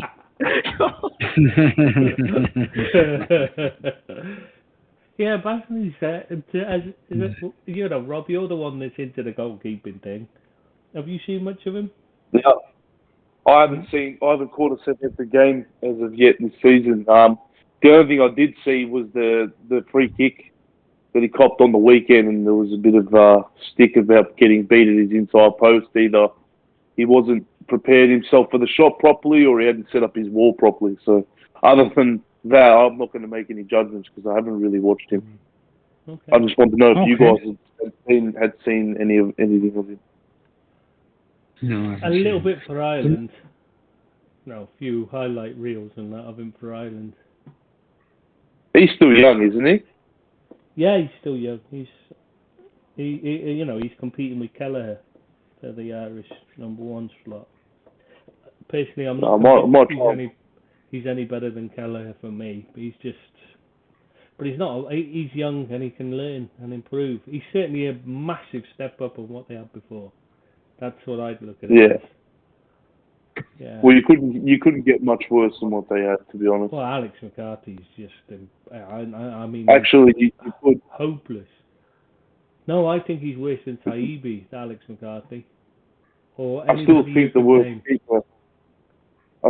worst keeper I've seen with in my time in the Premier League was a couple of seasons back when West Ham loaned in Roberto. Oh God, yes.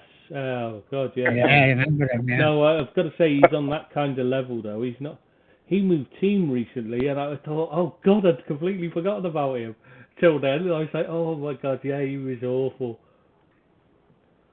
Yeah, he was. Shy. Yeah, I'll give you dues on that one. Yeah, he's probably worse. Probably the worst ever. he was special. You just wonder how the hell did they end up signing him?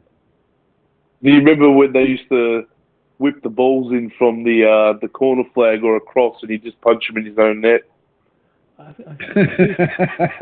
I've just never seen a keeper that bad. He looked like he really looked like somebody in the crowd had been, had said, "Here, you've got a competition, come and play for us." They'd they'd cut things on the seats, and you just got a number on your seat, and then they pulled a number out the hat, and this is you're in goal this week, because that's how bad. This man made a living off that. Yeah, this man made a professional living. That's what I don't get. I mean, he must have, and he would have made a huge amount of money just moving there. Yeah, exactly right. Anyway, yeah. So we'll move on to Chelsea, I think now. Oh, now they're a box of frogs, aren't they, Chelsea? I'm not sure we're allowed to say that about the French players anymore, Bill. It was about frogs, proper frogs. Yeah. They are an anomaly, aren't they? They've got so much talent in the side, and yet they're not producing the goods. Is that down to Tuchel? Probably. I think he's shown against what he's done with Conte what sort of manager he is. He's just not good enough for the top flight. He's a manager who comes in, has a great season, then fades. He can't keep up with the job, and they look awful at times. And they've got some good players, and you need a good manager to sort them players out. And I don't think Tuchel's the man. I mean, I was going to say their transfers have been bizarre. I mean, okay, you've got Cucurella, brilliant signing. I don't think any of us could argue with that. But then they've got a huge fee on a man who's very reliant on power and pace, but he's in his 30s in Koulibaly, which is an odd one.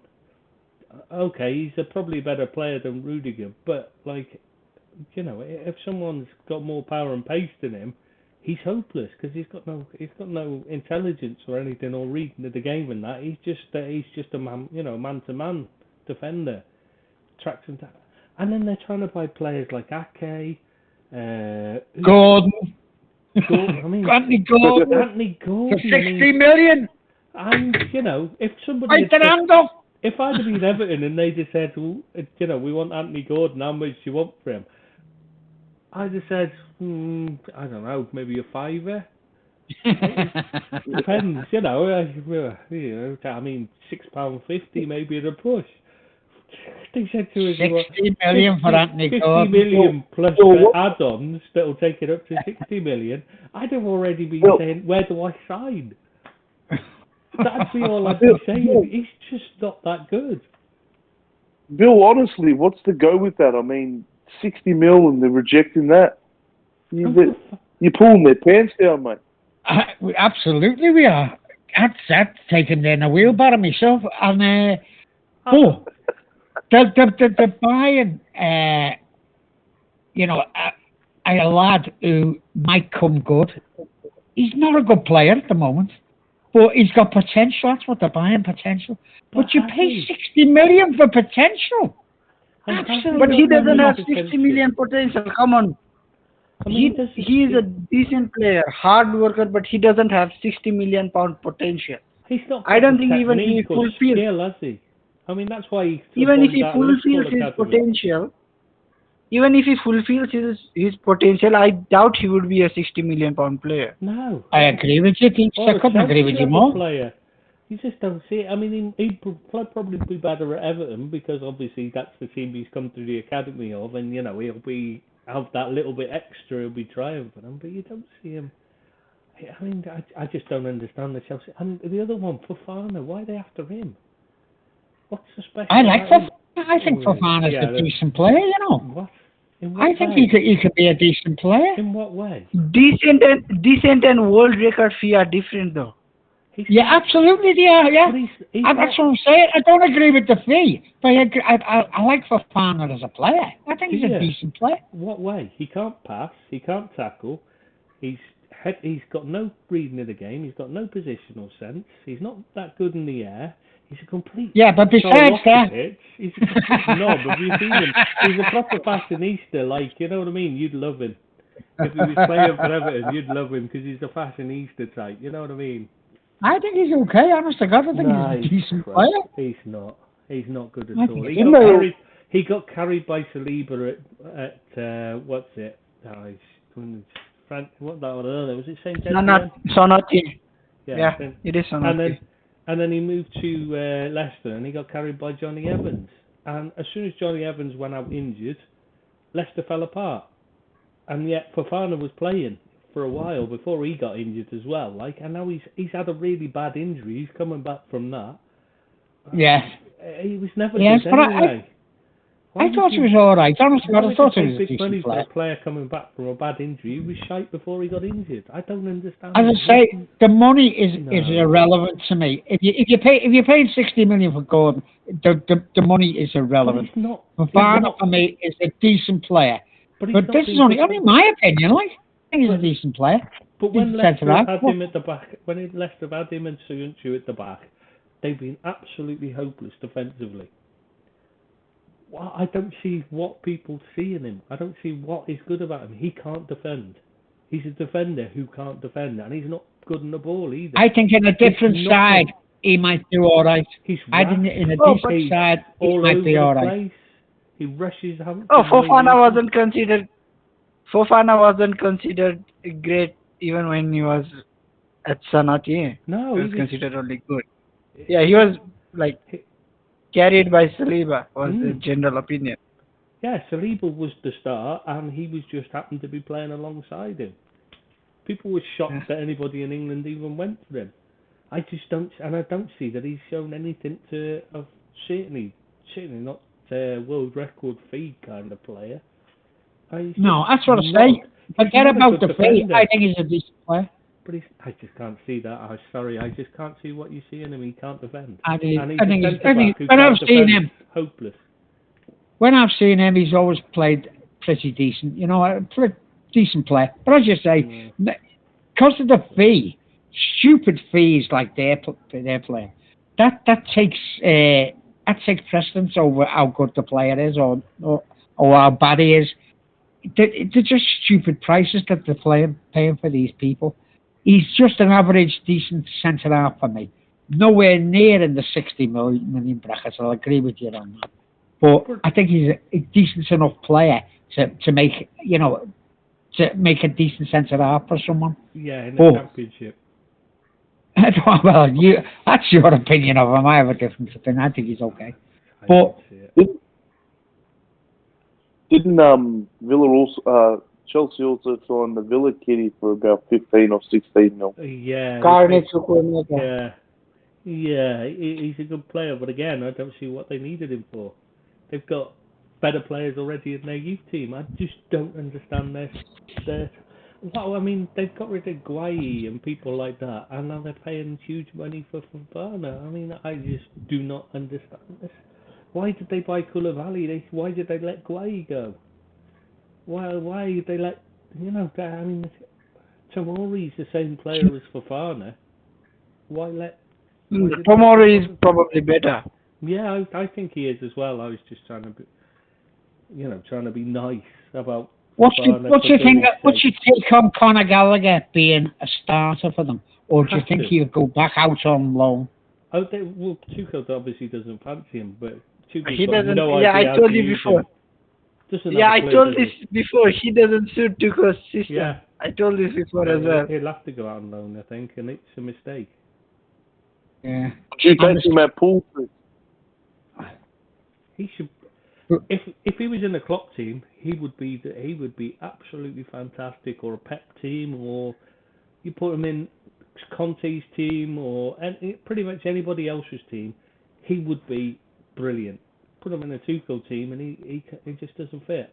And personally, I would be thinking like Tuchel's the problem rather than. Yeah, I agree with that. Do you think he's getting a new contract though? Do you think Broger's going to come in and make a difference for them? It's Breuer. Yeah, or B-R-O-J-A, I think it is. But yeah. Chris is the guy. Oh, come on. Chris is the guy to correct other people's pronunciation. No, that's just I was asking rather than telling. I thought it was Broger, but there you go. But it doesn't matter. Oh, let's just call him Armando. Armando. Let's call him Armando. I'm pretty certain. Do you think he's going to get a game for Chelsea? Because they've got no one up top. Kai Havertz is a waste of space. Big money they paid for Kai Havertz. Well, they paid big money for the other fellow who they just got rid of. Werner. Timo Werner. Paid big money for him. He was a flop. Paid good money for Kai Havertz. He was a flop. They paid big 100 million for Lukaku. He was a flop. Where are they going to get a centre forward from who's going to score goals? Well, that's going to be a massive problem. Barcelona. They're going to get one from Barcelona. Yeah, Aubameyang, for fuck's sake. I mean, Tuchel loves him. Tuchel loves him. Yeah, Tuchel loves him. Oh, another man's bad. Yeah. I don't want to comment. Go ahead, Rob. I don't want to comment too much on people's, physicality or anything, but it's just me. Tuchel looks like he's sick. He's like reading away. He just looks really ill. Yeah. I don't know. Look at. He's sallow, sallow complexion. Having seen your pictures, Rob, I can say he's no Rob. Here we go. We're going to have to hear this again. All we hear, all I get messages about is how good looking Rob is. Okay. He's the best looking. Oh, he's wonderful looking. That's it. That's all I hear of you, James. I tell you what, talk about a man crush. He's got a bit of a man crush. Come on. I'm pretty sure. Oh, I told him that. I told him to tell his missus to never get him anywhere near me. He's gonna lose her, man. I don't. You've got more chance. Sorry. You've got more chance with Tuchel. You've got more chance with Tuchel, to be honest with you. The vampire fucking Tuchel. Exactly. I've seen pictures of his missus, Seamus. I'm sorry, but you're not gonna win on that one, I'm afraid. No, but Rob has seen the pictures of my house. Yeah, he's got a point. He's got a point there. Yeah. He's great house. You know what these rich people are like? They can have whatever they want. Yeah. But I'm pretty sure Rob is the prettiest man on the southern hemisphere of us.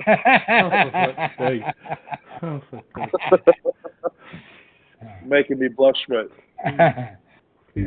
Right, go back to Chelsea. What do we think about the way they started? 200 million pounds gone down to drain. Yeah. Because they are in the same place they were last season. No change. Worse. Yeah. They look worse to me. I think they're losing Werner and that. I think they've taken a step backwards, if anything. Bringing in Koulibaly for Rudiger. I'm no fan of Rudiger, as you know, but he's 2 years younger. Yeah, I think Koulibaly is a good player. But obviously, I know nothing about centre halves. If I like Fofana, but no. What I'm saying is his way of playing is he's man to man. He doesn't follow a line. He doesn't work on a line. He works on his man. He takes his man and he deals with him. It's all about physicality with him. It's pace and power, and he's on him. I'll tell you what. But if it's not working for him, if he's having a bat, he's awful, like he was against Leeds. When he's not got it, he's terrible. He's one of those. He's really inconsistent. He's brilliant one week if he's got to play. He's got to play his number. He's got to play his number. But sometimes the player has his number and he's hopeless. You know what I mean? Oh, yeah. I'll make it simple for Billy. He's the Lukaku of centre backs. If he's having a good game, he's a world-class player. If he's having a bad game, he's horrendous. Yeah, that's a good way to put it. I like him, actually. I like him as a player, but what I've seen of him, you know what I mean? I've seen when him he's on his game, athlete, and he was really good. But his age is against him. But if you get 2-3 years out of him, is that a bad sign? I don't think he's a bad sign. I think he's just too much. Decent centre half, and I think he'll do okay. But their troubles aren't at the back. Their troubles are up front. They haven't got a focal point in up top. You say they might sign Aubameyang, they might get Anthony Gordon. Is that going to turn them into a top four side? Not for me, it's not, no. And Raheem Sterling was an odd signing. Yeah, he's so wishy-washy, and he's not going to score you a lot of goals, is he? Because he can't shoot. He's just an English Timo Werner. Yeah. Fast. Runs. Runs a lot. He'll create goals. He'll score a couple, but he'll miss a lot more than he should. Than he scores, and that's it. He's no improvement. He's just a swap, like for like swap for me. Yeah, and Kai Havertz has done nothing, has he, since he's been here? Yeah, I mean, Neuer's not fully fit, we know that. Except for winning the Champions League final. Yeah, I know that, but a little game, one game, doesn't make one swallow doesn't make a summer, does he? He's done nothing consistently. It depends on who's doing the swallowing. Good point, Chris. I tell you what, if Rob was doing the swallowing, it'd make Seamus cover. The verbal masturbation over Kai Havertz himself is quite ridiculous from what I see, to be honest. Yeah, there was big talk about him going to Liverpool and how good a player he was, and he was going to set the Premiership on fire. Chelsea got him, and he's done basically nothing. He's done exactly what Timo Werner done. He's come with a great reputation. Nothing. But he's one of those players that doesn't really, you know what I mean? You don't often. He's a bit like Ozil, where he's a bit, you don't often see what he's doing on the TV. So his movement's good, but he doesn't look like he moves unhurriedly. He doesn't. He's one of those players, he's never going to suit English game, like Ozil. He just doesn't suit it. And, he's never going to be a favourite of the commentators, so that means people will get on his back because they listen to the commentators, and the commentators are on his back because he's not running around and killing himself, He doesn't look like De Bruyne in the face after 10 minutes. Do you like him, Trish? Do you think he's a good player? I think he's got excellent quality, but I just don't think he does enough with it. But I think part of the problem is he's playing in the wrong team. Yeah, possibly. And he's playing in the wrong position as well. Oh yeah, he's not a centre forward. But if he was with another manager, they wouldn't be playing him there. That's what I was thinking. He needs to be playing off someone. He should be playing. Again, he's another one. He should be playing that Dybala free role. Moving around, just floating around. Yeah. And he's Space not. invader. I don't think he's really. What do they call it? Right... Ram Deuter? Yeah, I don't know. Ram Deuter. Yeah, that's the Thomas Muller position. Yes, that's it. Yes. Yeah, I mean, he'd be, if you had a Lewandowski up front for him to play off, he'd be fine, but he doesn't. And so he's a useless player. He's the wrong player for the system they're playing. So no. Do we think Chelsea going to last very long? By the way, do we think he's? I made a call, Bill. I made a call. Go on, Rob. I made a call to my friends that I talk to about the EPL nearly every bloody day. I made a call to him at the start of the season that he wasn't going to see out the end of the season. But then I read, was it maybe last week or such, that Chelsea was interested in signing him to a new contract. That's so shocking. I mean, all it can take is a really bad run of form. There's the World Cup coming up, things like that. They could drop off quite easily with his approach, and he could be gone just as quick. But if they're gonna lock him down to a new contract, then it looks like he might stay there for another year or two. And they're spending a lot of money, aren't they? They've they're backing him. Out there is the bids they're making for like Aubameyang and Gordon. They're massive signings, massive money, and I don't see it myself. No. Well, just before we go any further, I just wanted to say, obviously the draw for the Champions League's in. Liverpool have got Ajax, Napoli, and Rangers. I just wondered who did Everton and Man United get? Anyone know? We're in transition. Oh, right. Transition. Right. So who did my get? And we found. Sorry. And we finally won a game. No, who was it? Seamus, who did you get? I didn't quite catch that. Oh, was it? Oh. No, I didn't hear. No, our draw is yet to happen. Always get Napoli. And Bayern Munich and Barcelona are together as well. It's almost like it's fixed, isn't it? Yeah. Always get bloody Napoli all the time.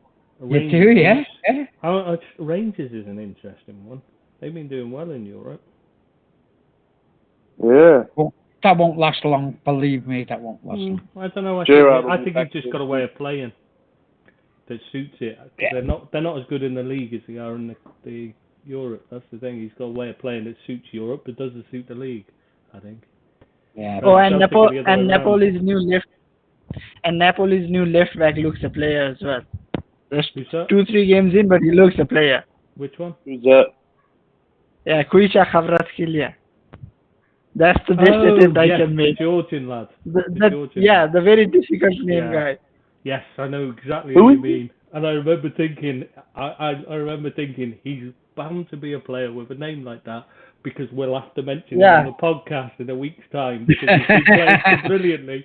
And I was thinking, don't be asking me to name him. Yeah, I was just thinking, I really hope Seamus has to pronounce it, because I don't want to. I spelled his name without Google. Oh. That's what I can do. Yeah. Probably completely wrong, but we'll give you your dues anyway. We'll give you a clap anyway. Rob will give you the clap if you ask him nicely. Right, we've said enough about Chelsea now.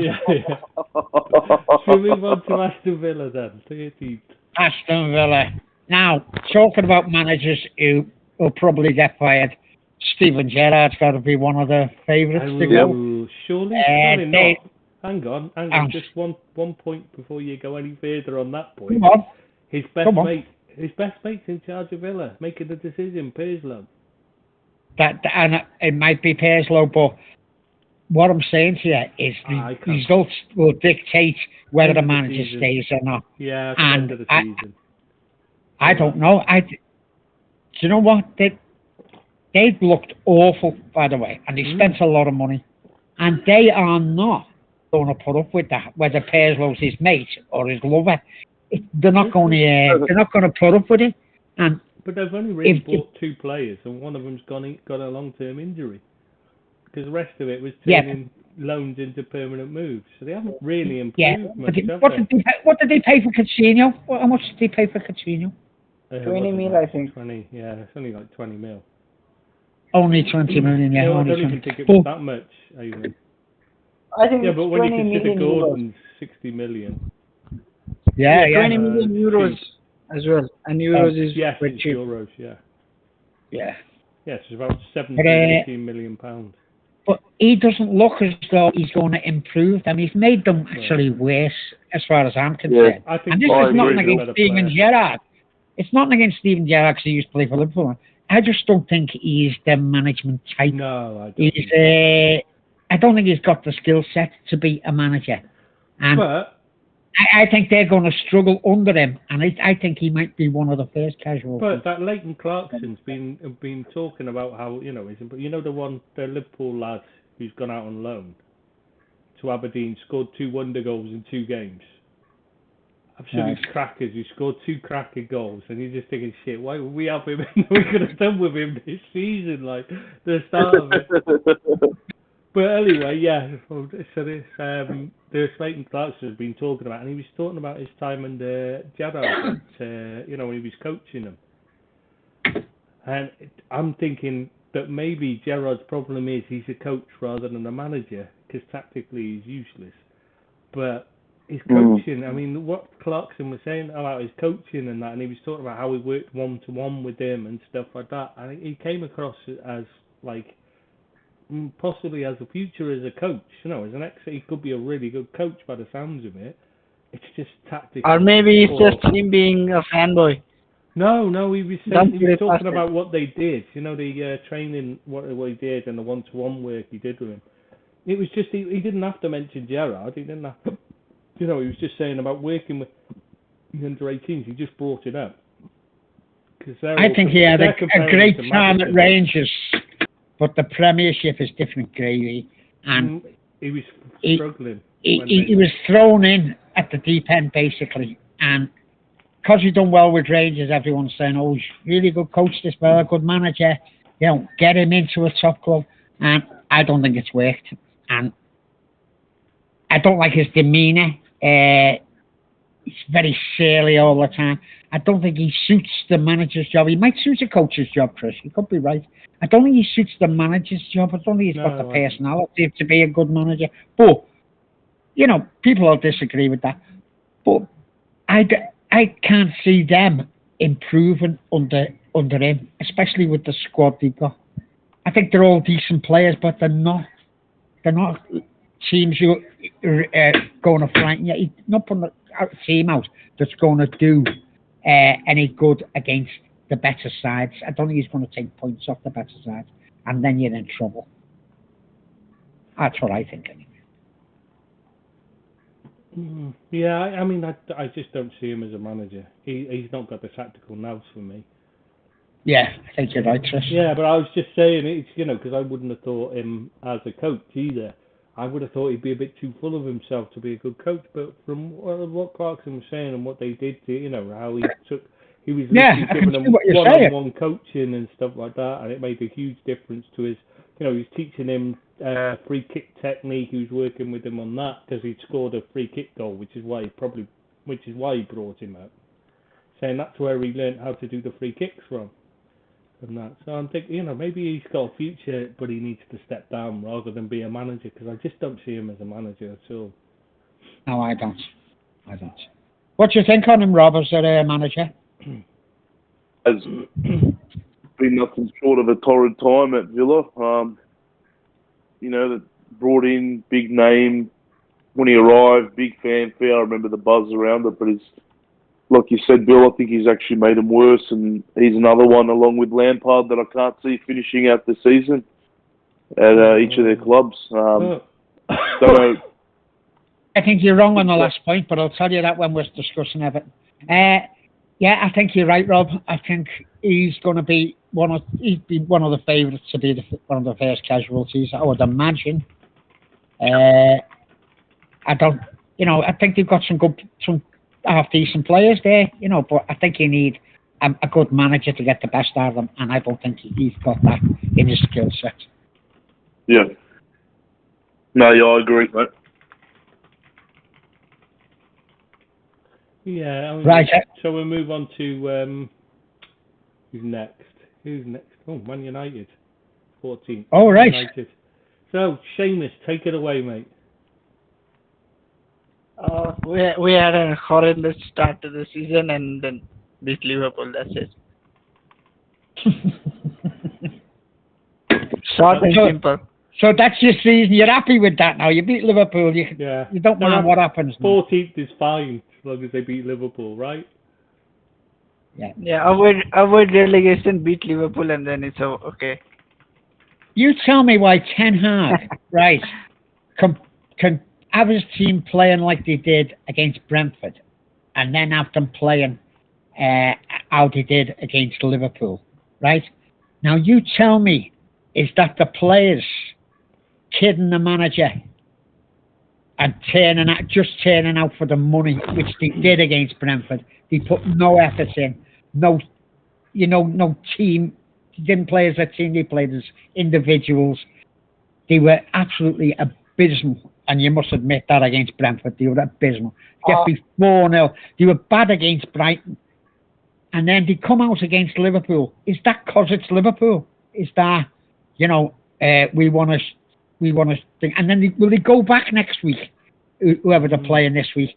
Will they go back and be the same team they were against Brentford? Or will they keep it up, Deeps? What will they do? Good question. Honest with you, okay? I'll talk about all three games. Like, just from my view. I didn't watch Brighton. Superstition. We lost 2-1. It happens. First game of the season, it happens. First game of the season, it happens. Brighton had been our bogey team anyways. That happens. Second game, Brentford. Superstition, so I watched it. 4-0 before halftime. Unacceptable. Yeah, very much so. I think until then, Ten Hag was more than happy with the squad, or let's say he was more than happy with giving players a chance. That was the thing. I think he started with a clean slate for everybody. Maybe the guys were just too comfortable with their skin. Maybe they didn't think that he was any different to all the other guys they were messing about with.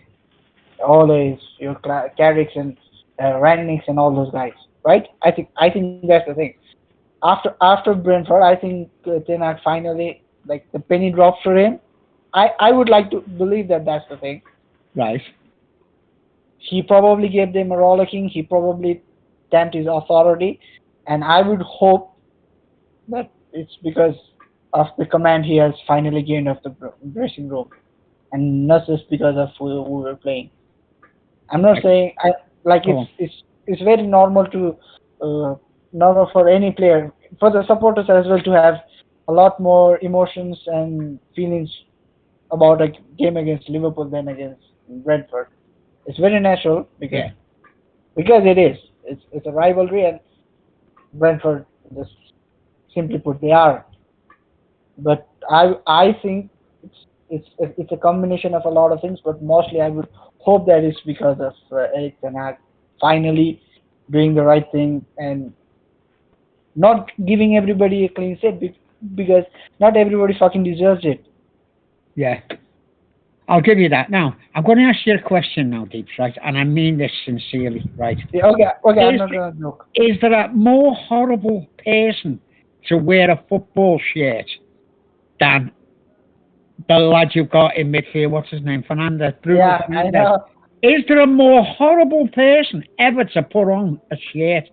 I, honest to God, I don't hate many people, but as a player, I think he's the most horrible player ever to wear a shirt. He done nothing against Brentford, and he lifted his game against Liverpool. Don't get me wrong, he played all right. He played well against Liverpool, actually. But I don't know. He's got a nasty side to him as well, you know. And I don't like players like that. And I think he's kidded the balls off United for over a season now. Come in and started well. He was really good when he come. So he's got the ability. But then he switches off for so many games and does basically nothing. And then, because it's Liverpool, I'm going to put the effort in this week. And this week, he'll probably be back to the same Bruno. Is that fair, or is it unfair? I don't know what his motivation is or not, but I can assure you, he is a very hateable player. Even for your own supporters, he's a very hateable guy. Because there are sides to him that are just, like, for many people that are just unacceptable. Yeah, I think he's unacceptable. His attitude, some of his If you're scoring and assisting every game, virtually every game, then it's fine. You take the good with the bad. But if the good is rare, then the bad can't be that often. He has 89 bad minutes almost every week. Yeah. No, sorry. He has 90 bad minutes almost every week. Surely, I'm glad you would never try to defend him, Deeps. I'm glad you didn't. There was a time when I would have defended him, but it's like the water has gone much above the head. Yeah. That's fair enough, Deeps. You know, you're big enough to say like that. You know, and I know you're a United supporter, but he's a nasty piece of work, and I don't think he helps the team. I don't think he's got a great team ethic, and I think that's the problem with United. They've got too many of them in the dressing room. Ten Hag might sort it out for you. You know, I hope he does. I really hope he does, because the Premier League needs a strong Man United team. But they've got so many bad eggs in that group, and he's probably the biggest one of them. And I want to see. I know the other lads might, but I want to see United do well. but they're not going to while you've got your Brunos in that, Bruno Fernandes in that side. And you see what he can do against Liverpool. And that's the sad part. For a lot of players. That goes for a lot of players, though. Not just them. Marcus Rashford was very good against Liverpool. Very good. And he hasn't done it for a long time. And I like him as a kid. He's a really nice kid. Nice player. But he hasn't produced it. And is that down to the managers? And is Ten Hag going to turn that round for them? That's the question I'm asking. I've got to obviously give him time. He's not going to do it in 3 weeks. You've got to give him 3 years probably to sort it out. But United need that attitude that they showed against Liverpool. That should be week in, week out. That effort, that getting first to the ball. And, even McTominay played, I'm not a fan of his, by the way, but he played all right. He seemed to have the bite in midfield that they'd been missing. And, the difference between the Brentford game and the Liverpool game was just absolutely incredible that they can do that. We all know they've got the players to do that. But they come out and done it. And I was so disappointed again at the whole team. Is it down to Harry Maguire dropping him? Which was made up that Ten Hag did, by the way. Why he still kept him as captain is another thing. But because we don't have better options. That's the long and short of it. Well, I don't know. Just produce a good alternative off the top of your head. Off the top of my head. It's much of a muchness kind of situation. When he brought in Martinez, he should have made him captain. But he's got his own issues. I know he's got issues, but height. He's only 3'8".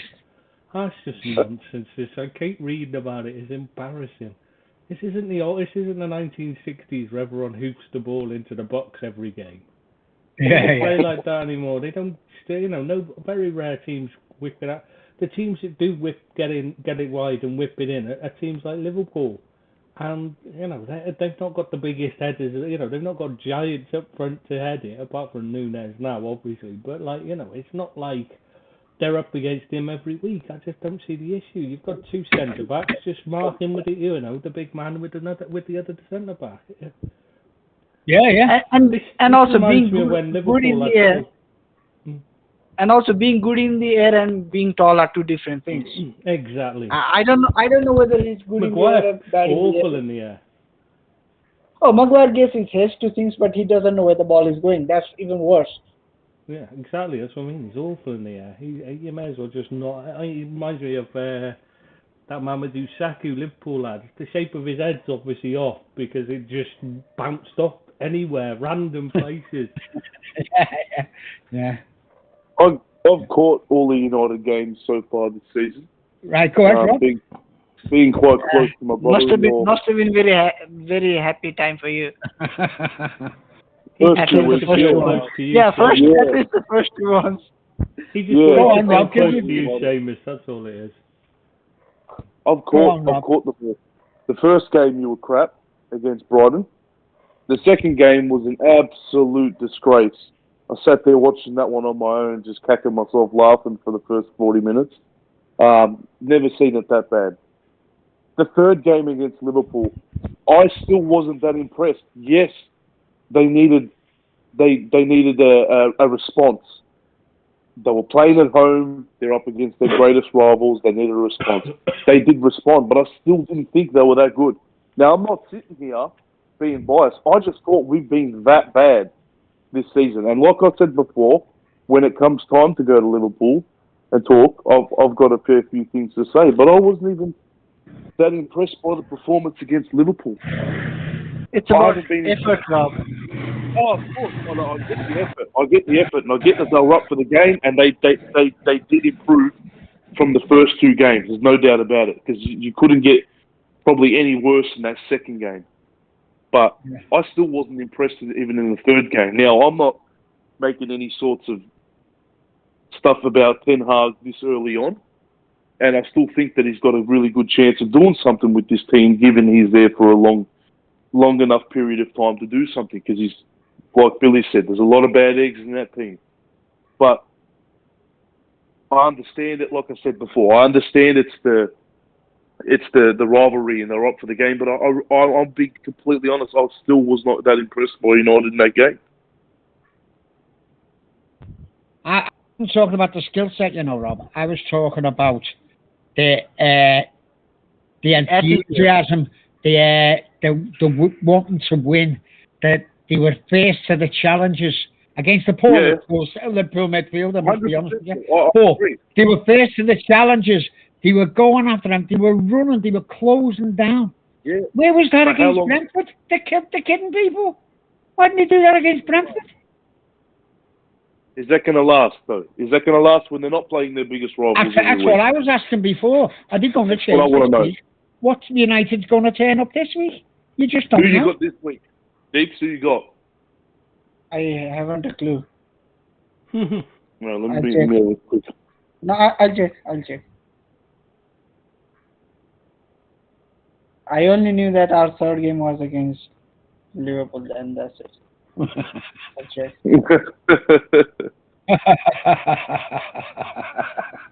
No, I said it even before the season began. Yeah, I said that even before the season began. I only know about our third game. It's against Southampton.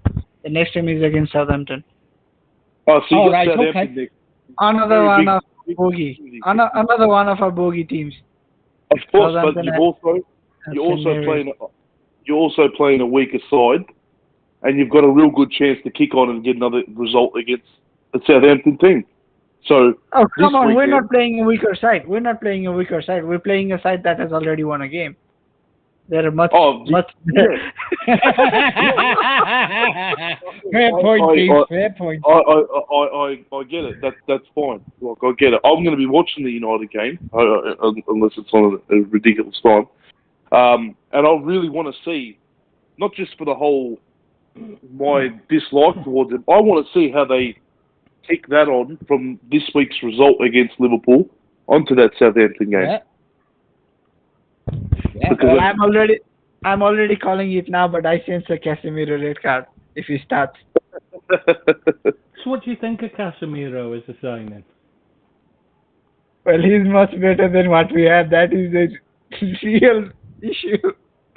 It doesn't matter whether he's great or not. He's much better than what we already have. He's actually come out and said he wants to play alongside Fred. Does that tell you anything about Casemiro?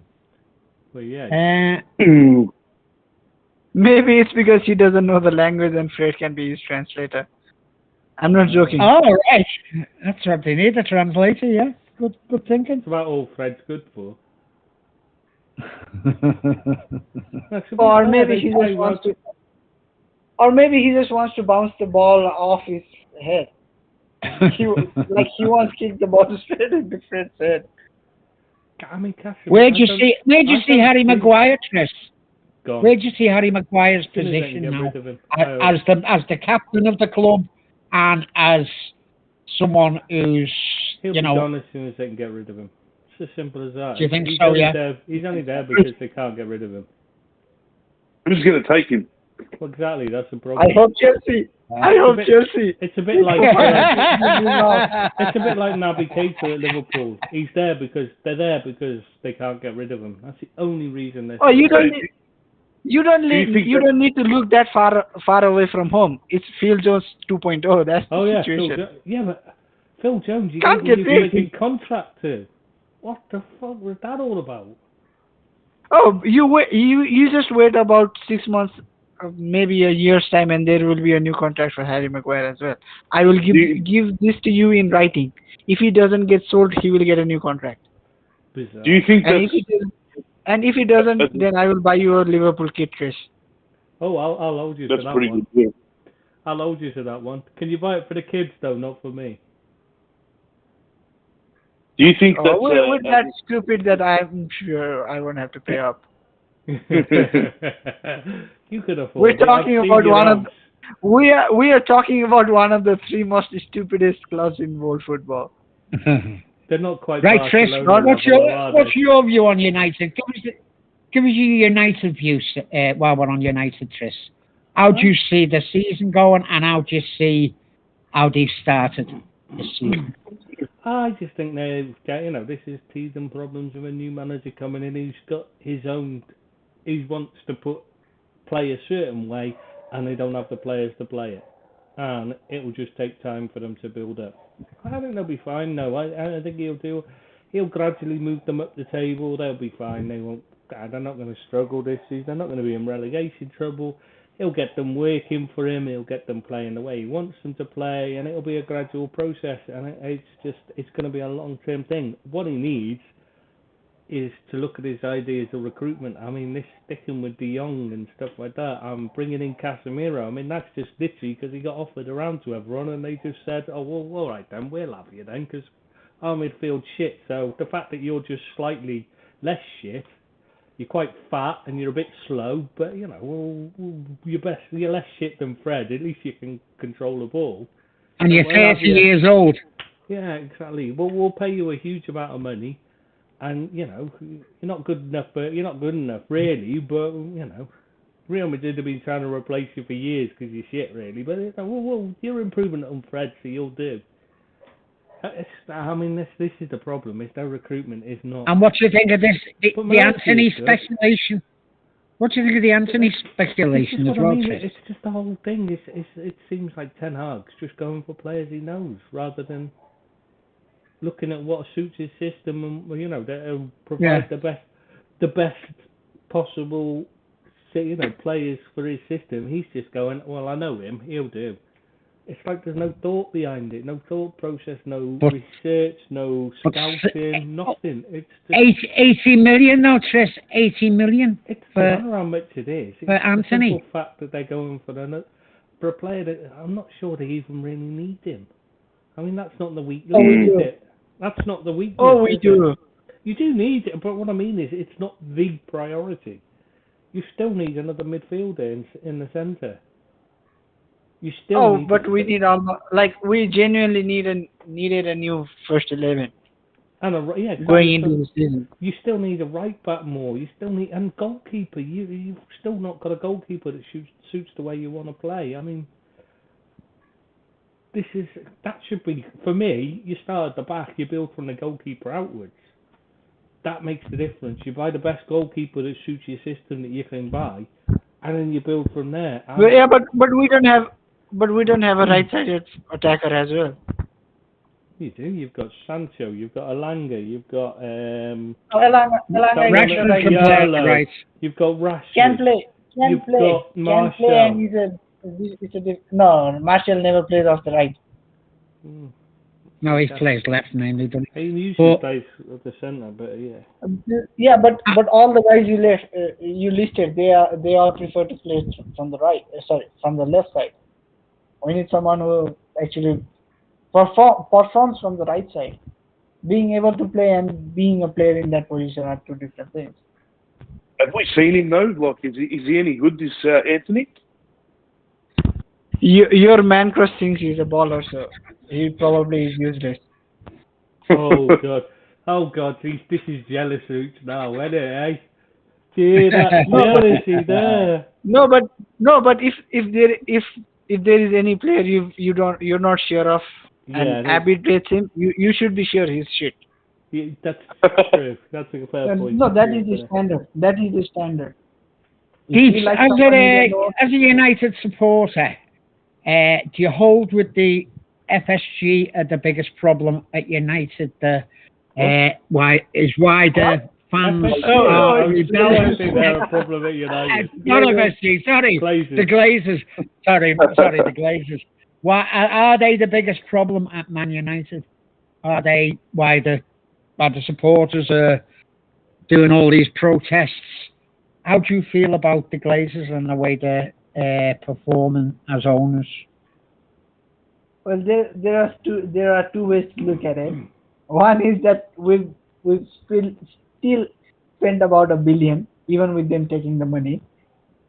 But right. the other side to look at, we've wasted $1 billion, and the people who wasted that 1 billion were all, in a way, recruited, brought in, given the power, given the authority by the Glazers. So the buck has to stop at their doorstep as well.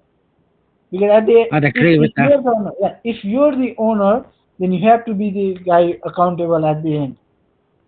Yeah, because it's your bloody company. You don't appoint you don't appoint your mate who brokered the deal to run a company of that size unless you're a fucking moron. If he is qualified, then fair enough. If he is not, then you cannot just go around like that. Because ultimately, at the end of the day, that wasted 1 billion. If that was invested properly, they would have made more money as well. Yeah, exactly. Yeah. I'm not saying they're the worst football owners involved in football, but they're not good owners because they have time and again made the wrong decision again and again. Yeah. If you're not learning from your mistakes, then I don't think it's fair for the fans as well. Yeah, I mean, right. We spent a lot of time on Manchester United now, haven't we?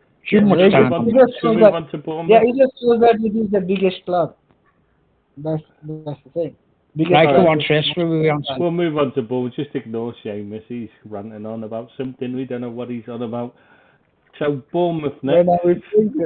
They've of the promoted teams. They're bottom of the promoted teams, which is hardly a surprise, I suppose. Yeah. I don't know. I mean, I've not. I'm surprised they're not bottom of the table. Yeah, they've done better than that. I think they've done better than we expect, but you can't see them staying there for long. Eventually, they'll end up. They're just going to drop down, aren't they? Let's be honest. They've not impressed. They've not brought in much.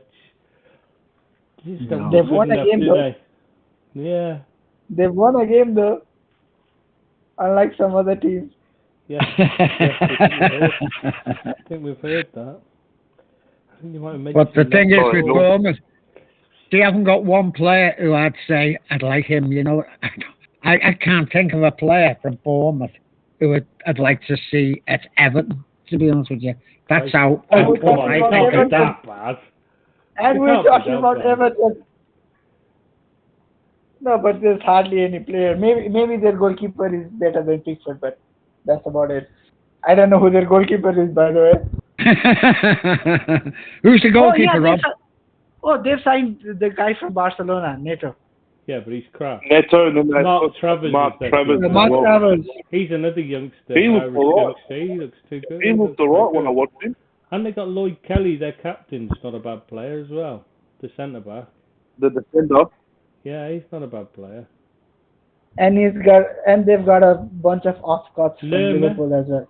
Jefferson Lerma. Not bad. They still have Billings? Yeah, still got Philip Billing. Still got Philip Billing as well. Yeah. They've got Dominic Solanke, I think. That's what I was saying.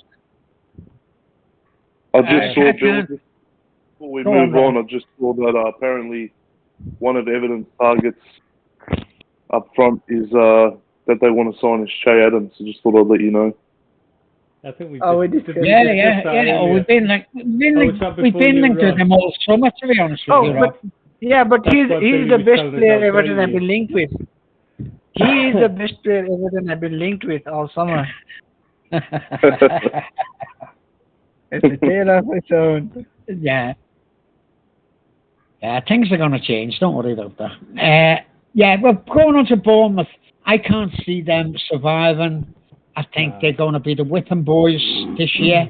They don't have a lot. But Parker is a bit wishy-washy as a manager for me. Although he does like to play football, I'll give him that. But I don't think he's got the side there to actually make a difference. You know, I don't think they've got a good enough squad. They might buy a couple of players, I don't know. But for me, they haven't got the players to actually threaten any of the other relegation sides. I think they're going to finish bottom. And that's what I predict for Bournemouth. Rob, what do you think on Bournemouth? Yeah, I'm with you, Bill. I think they don't have the quality to stay up. don't think they're going to do much damage at all, really, this season. And I think it could be a quite long season for Bournemouth. I'm with you on the manager as well. Off memory, they hadn't signed any players up until about a week or so ago. So don't know what's going on. If it's Trish would probably know more if it was lack of funds or lack of targets or whatever it was. But I think they're going to struggle. For Bournemouth, their lack of fund. Their problem is they've got a tiny stadium and they've been funded by a Russian billionaire who's now obviously not able to have access to all his money. However, he uses it. Yes. Maxim Denim, isn't it? I think if I remember correctly. Yeah, I think that might be it. Yeah, he's no longer got access to the billions he's earned somehow. Obviously, we don't know how, but so they've not got the funding they once had. He'd been basically propping them up for years. So yeah, now they're gonna struggle without that. Yeah, I think you're right, Chris. Deeps, what do you think on the Bournemouth situation? I think we're unanimous in saying they're gonna be one of the strugglers. Definitely relegation battle, isn't it? Yeah, absolutely. It's a surprise that they're above Everton and Liverpool in the table already. Yeah, that's your answer to everything. No, but I didn't mention it just to take the mick of it. I'm still surprised how they won a game. Genuinely, I'm surprised how they won. Yeah. I don't know, but they won. How? I don't know. I don't know the basis. Yeah, but sometimes you do get these shock results early in the season. Yeah, like Liverpool. That was the biggest shock, yeah. Where the little clubs genuinely it was a shock for me. Get beaten by the relegation. It was genuinely a shock for me. Yeah, Bournemouth are going to... I lost a bit on that match. Really? Oh. Yeah, so, I thought we were going to lose. I think everyone did, to be honest with you. I think United did. I think I was the only person in the world who didn't think it, but that's just because I always expect us to lose, so I can enjoy it more when we do if we do win.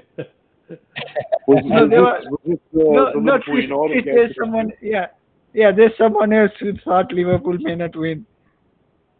Who's that? I won't tell you now. I'll tell you later. All right, okay.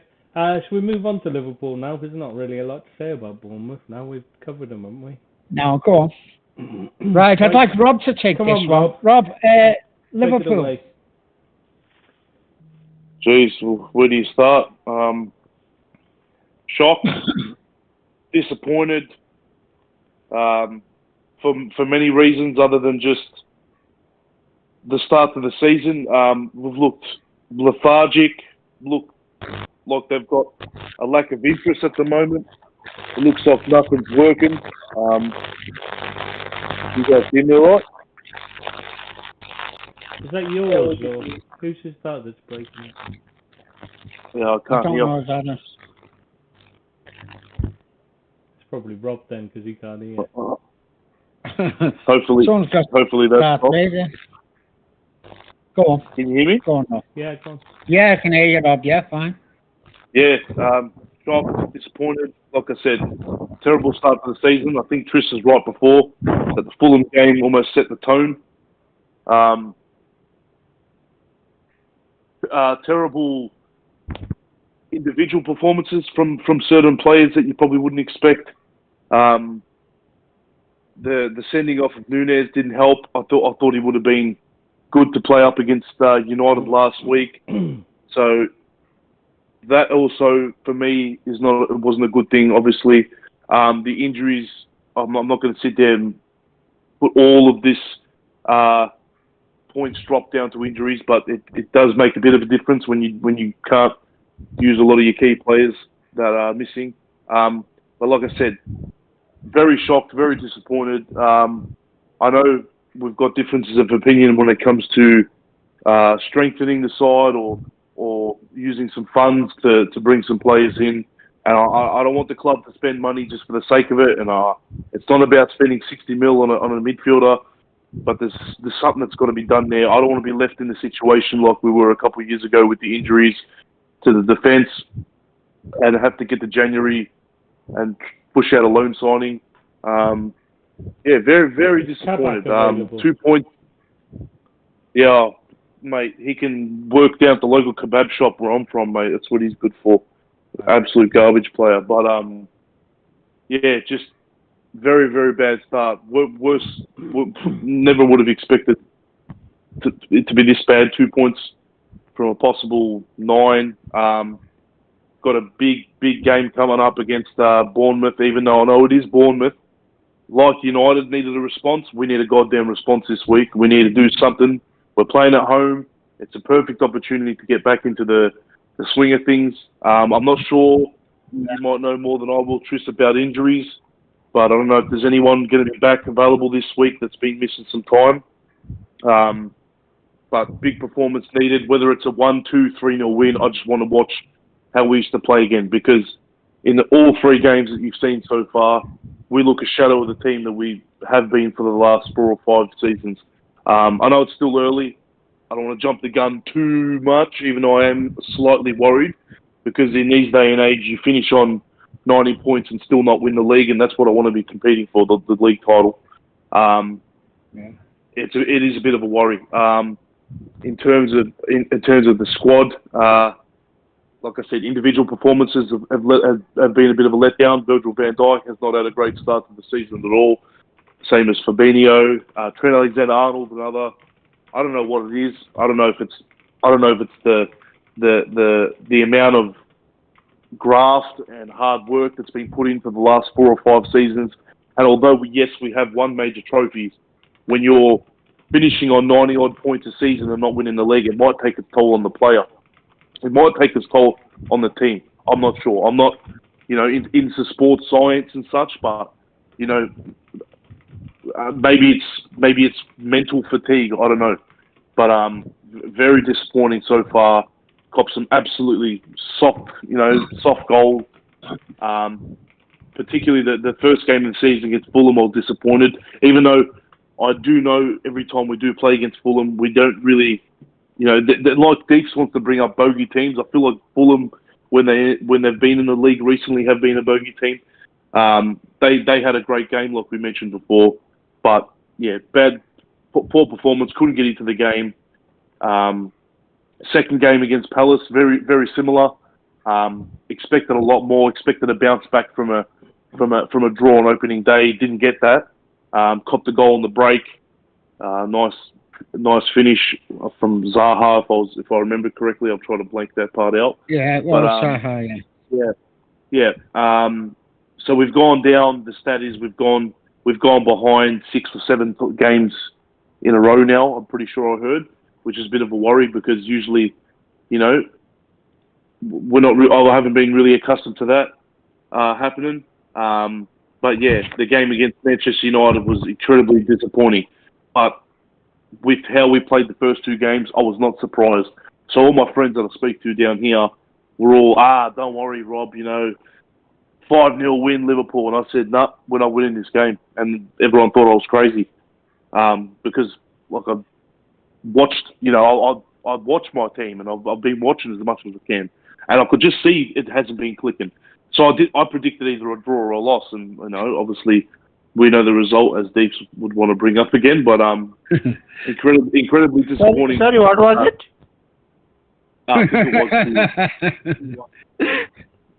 That's all right though, because last season was a 9-0 aggregate, so I'll give you that one. Last season it's clear with the name. It's last.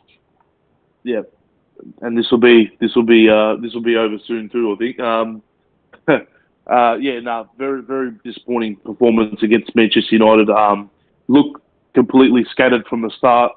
Manchester United looked like they wanted it more than we did the whole game, and this weekend is, like I said, it's a great opportunity to get back in the swing of things, put the foot down on the pedal, get the season started how we should have. And I know it's hard because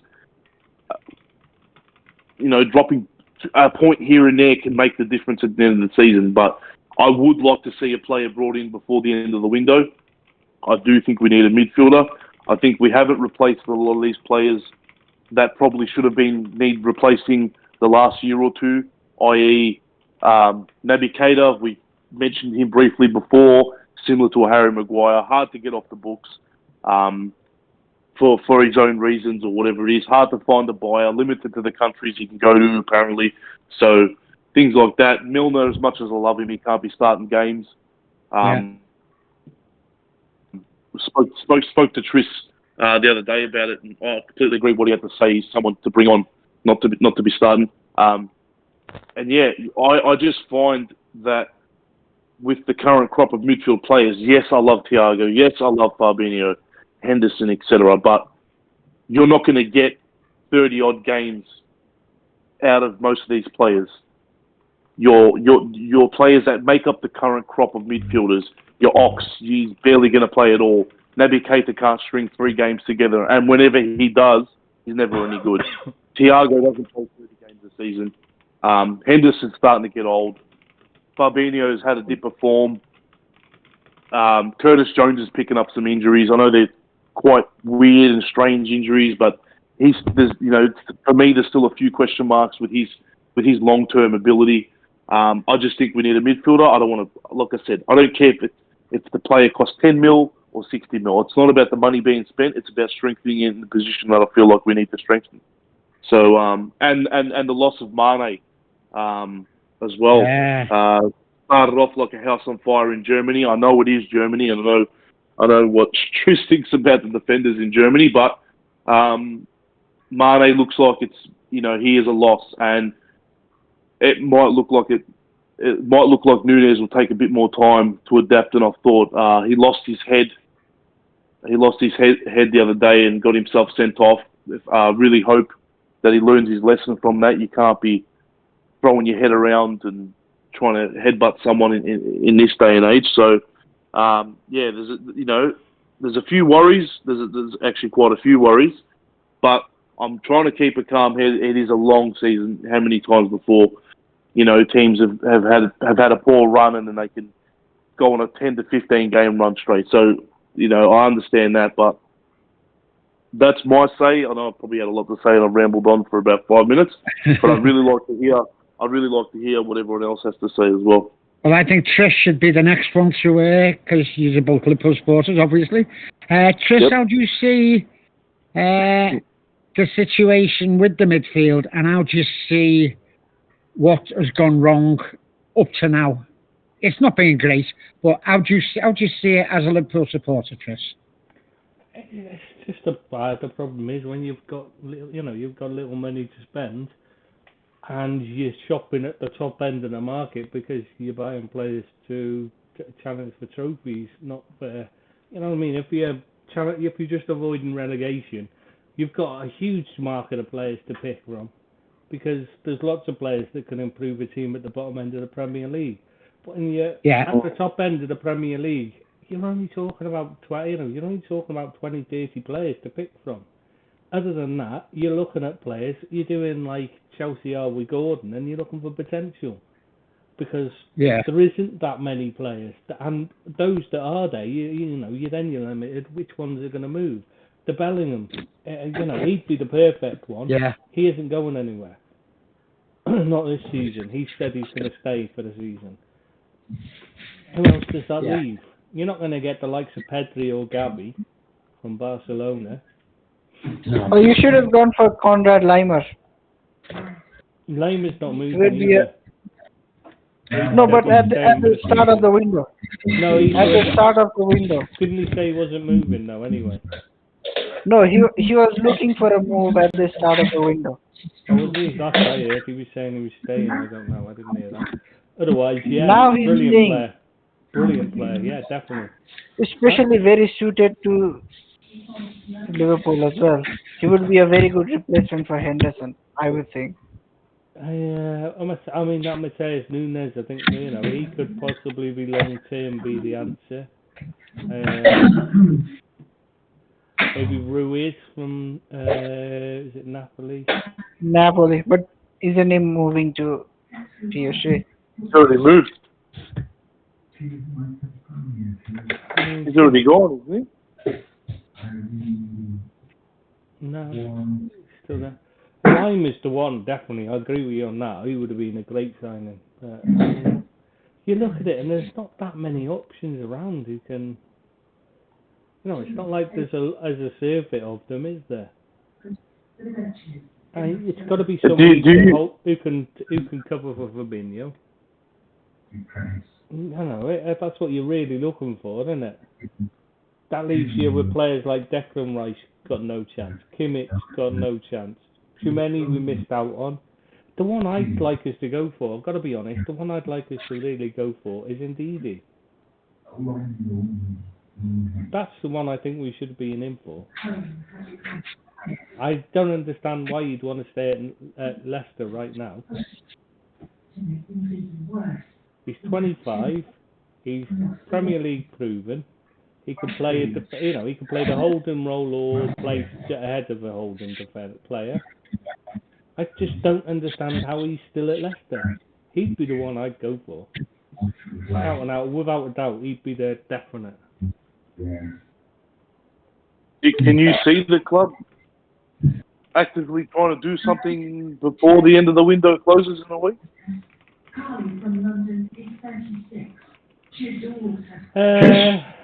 Well, if the right player's available, they'll always do it. Oh yeah, definitely.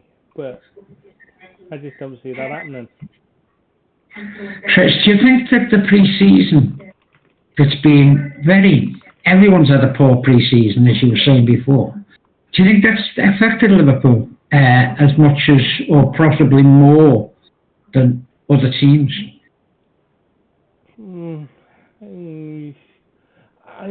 You know what? I just think it's just early doors, and things will come good in time. Yeah. It's just whether it's too late or not. I think more of the problem is getting stuck with players like Keita and not being able to unload people like Ox and that. So we're not being able to bring in and not missing out on Tchouaméni. That's the issue, I think. Mm.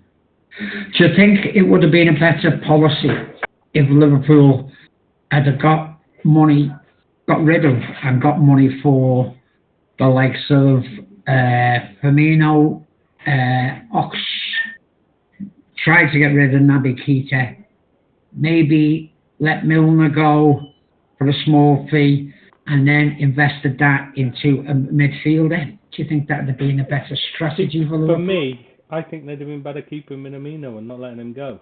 He should have been playing. Yeah, or I know you'd had an issue with them letting him go. I think it was a mistake. Origi would have been perfect to come in instead of Milner. He should have been playing. And Origi, he's great to come off the bench and fill in the odd game. But he wanted to go, so that's a different one. Yeah. You've got to see. But I think Rob's right about the midfield. I think they need a midfielder. Don't get me wrong, I think they've got a great future midfielder in RB Elliott and Carvalho. I think they're going to be, really good players.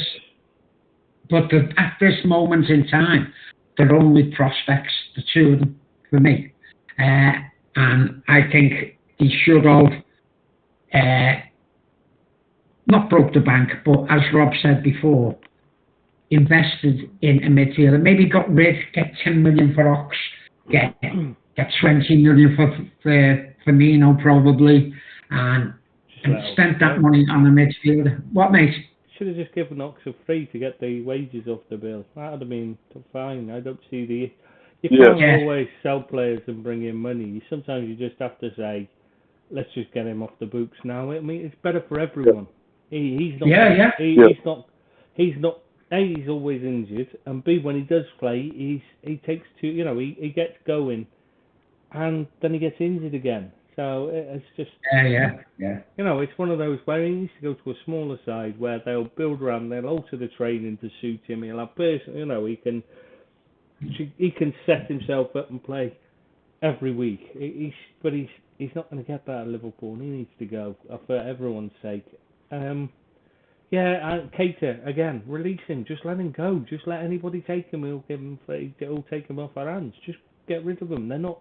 All they're doing is taking up wages and sitting on the injury table. And even when they play, they're just not good enough. Instead, we sold Minamino. We sold. I don't understand the thinking behind a player with that much utility and play any of the front three roles and in midfield. Why would you let him go? I don't understand. Yeah, I see. Do you think the style of play that Liverpool seem to have changed for me anyway? It's you've got the new Andy Carroll now up front. And they're playing, I think, higher balls than what they have done because they never had the height.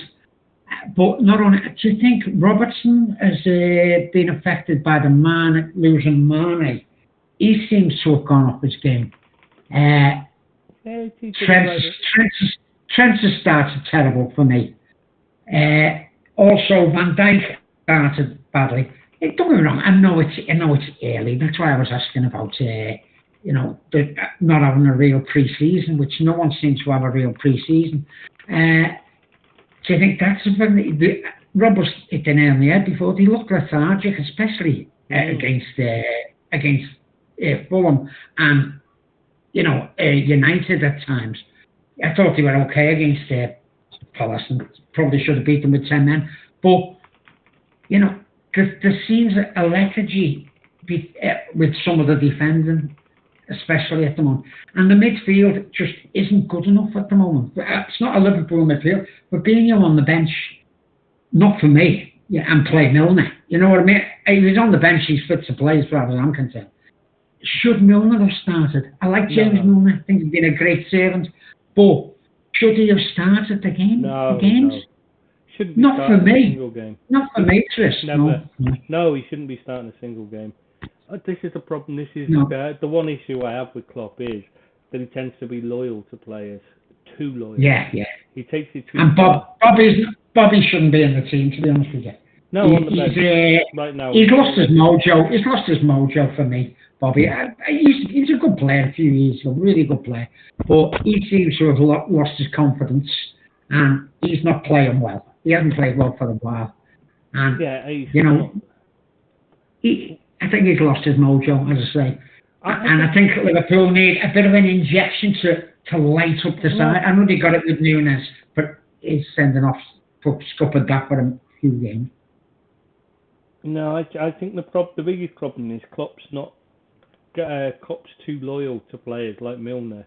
When this was this was the chance to say, put the energy in. When we're playing poorly anyway, what we needed was energy. We were struggling for, legs were clearly an issue in all the games we played this season.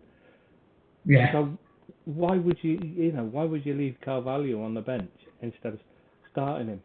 I mean, he went with Elliott. He's got the ball, he's happy to pick Elliott and give him a chance. I thought he done okay, Elliott. I thought Elliott and Carvalho done well. When Carvalho come on. I thought they were good. Well, I keep seeing people saying, you can't play the two kids together against Man United. You couldn't start like that. But I thought that was how we should have started. I thought that was what we needed, is to start with them, because at least they'll give it everything. And Milner will do the same, but he's not got the legs to do that for 90 minutes. He should be on the bench and coming on for the last few minutes to see out a game now. That should be all he does. Or play in the cup games when we've got a team of kids out to provide experience. That's it. He shouldn't be playing. He shouldn't be starting in the Premier League unless every other midfield is injured. I absolutely love James Milner. He's one of my favourite ever players. But his time's come, and he's not at the level anymore. And every time he plays, we struggle because he just isn't there anymore. It's not there. It's time for him to take a back seat. You know what I mean? But as you say, it's early days yet. It's 3 games in. Supporters are panicking, and you see them on the site. All this rubbish about we've been looking to finish top 10. If they said one of them in the thing, you can't think of it was. And there is a bit of a overexcitement about what's happening at Liverpool. You know what I mean? They haven't suddenly become a bad side, but they haven't been up to the work rate that they should be at the moment. I think that's fair. Deeks, what's your views on the Liverpool situation? Is delighted, as I mentioned? No, I'm not delighted. I'm just thinking they should stay calm. Yeah, that's exactly what should happen. It's very early days. It's 3 games in. They've not turned into a horrendous team all of a sudden. They're just having just one of those moments when they're just not completely firing on all cylinders. Yeah, I agree with that. Can you see any more departures before the end of the window? Well, if they can, they'll get rid of Keita, and they still want rid of Keita and Ox, but yeah. Didn't Keita come out the other day and said he's not happy about his game time? Well, that was the media said it, but I was going to say, what the fucking hell does he want to do? He's injured 80% of the season, and he's going to complain about not have his contract terminated. He's not injured at the moment, though, is he? And yet he was still dropped, and they said, "Oh, he had an illness and that." You know what I mean? He wasn't. He was. Just I've had enough. And then he threw a straw. I've had enough of him. Well, I think everyone has. I had enough of him the day he signed. Once I seen him play for us. Yeah, you did. I'd had enough. You did, actually. The first game we played, you just thought, "Oh no, what have we done?" It just reminded me of Aquilani signing. Aquilani. Do you remember him, Alberto Aquilani? Oh, yeah. I remember the one who was brought in to replace Xabi Alonso. You couldn't get rid of him either. It was easier to get rid of shingles than what it was to get rid of Aquilani. Rafa had never seen him play, and he saw him in training and went, "Oh my God, what have I done?" Honestly, he'd never seen him play before. The scouts recommended him, and Rafa at that point had decided to put too much faith in his scouts, and that was where it all went wrong, because he listened to the scouts rather than doing it himself. You know what I mean? And before that, he'd always checked on all the signings, and he brought in players like Torres and that he knew and wanted. The times when it didn't work, obviously there was a few he brought in early on, but mostly he was, looking at the players and doing his homework on them. But Aquilani never did any. He just took the word of his scouts, and yeah, that was a disaster. Absolute disaster. Do you think get that with Keita? He's exactly the same thing. Just a bad signing. The problem was Klopp listened to Mane. Mane was the one who sold us on him. He recommended him. It was his mate. Really? Yeah, it was his mate. He wanted him there. Oh God. Do you think? It's probably a silly question, but do you think they might, if it is lack of funds, do you think they might explore the loan market? Well, I don't see there's anybody there. The question is whether there's anybody in the free agent market. Florian Grillitsch, he's free. Who is?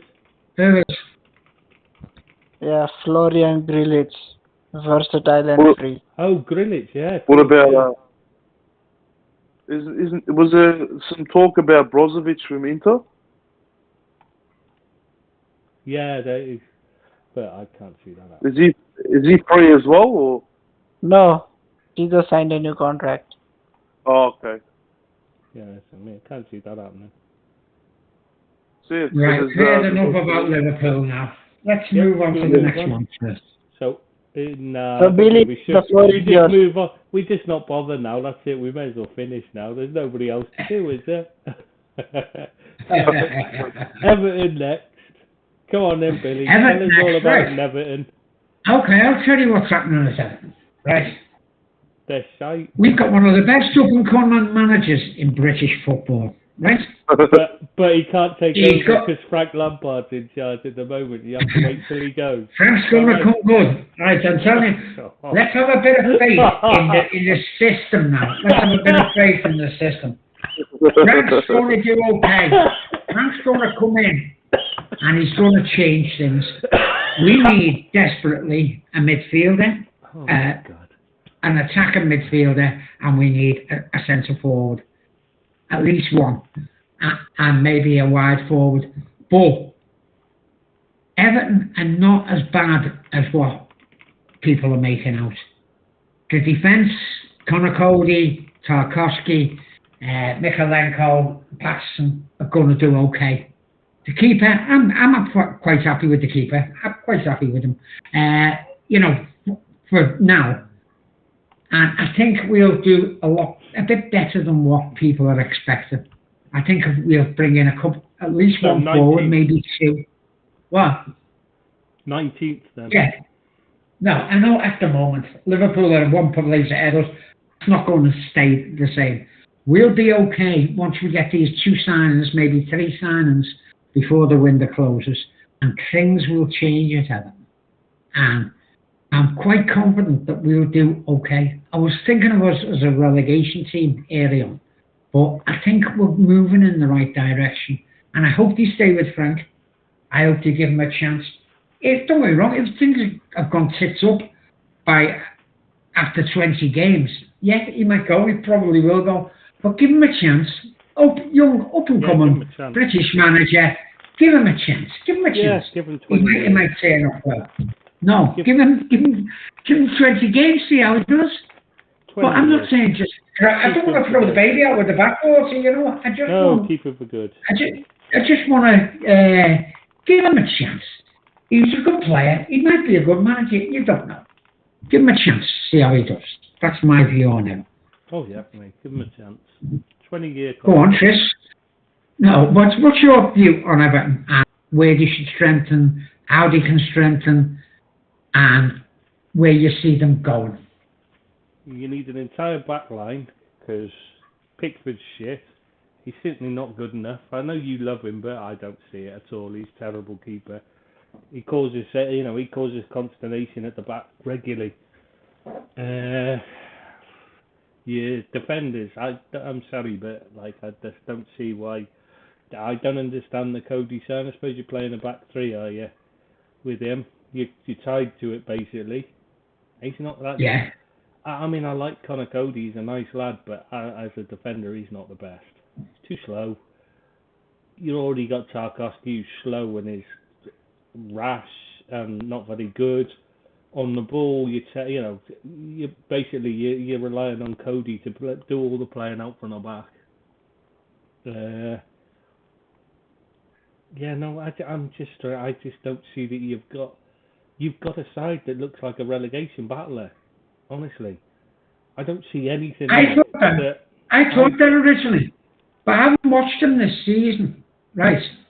I can see that there's something there. I can see a bit of positivity. Billy, you've got 1 point and you're in 17th. I know that. So, you've got 2 points and you're in 16th. But my point you're not a bad side. Yeah, I know, but my point is, you're playing better than you were last season, and you're still shit. We're playing terribly. That's why we're in trouble. We're just completely out of form. You're playing well, and you're still in trouble. That's my point. Yeah. You're in trouble, full stop. That's it. You've not bought well. We're in trouble because we haven't got anyone to stick the ball in the net. We're actually making chances. We need to make more chances. I'll agree with you. It's not just that. But we'll be okay. Because you've been so poorly run since the Moshiri took over. He's made such a mess of things. Absolutely. Such financial difficulties. And it's going to take years to sort out. And the key thing is you need to survive this season. Otherwise, you're in real trouble. Yeah, I agree with that. Right. But Thelwell, I think, is doing okay. Things have a big turnaround, at Everton. And we brought new coaches in. I'm not a big fan of Ashley Cole, but there's another thing. A big turnaround? You mean like Tarkowski's turning circle kind of big turn? No. I think you're making... You're not a Tarkowski fan. I think he's okay. I think he's a good stopping centre-half, which is what we needed. Because you can't rely on Keane, you can't rely on Mina. So he is like a stopgap. Yeah, I think he's an improvement. He's still shit. Yeah, that's opinion. But I think he's a good stopper. I think he's he's going to give you more than what Keane give you. I think he's going to give you a games which Mina doesn't give you. And I think he's been an upgrade on what we had. And I know we're going to lose Anthony Gordon. 60 million, you can have him every day. I don't think that's a problem. I think that's that's a bonus if you ask me, because at least it gives you money to spend.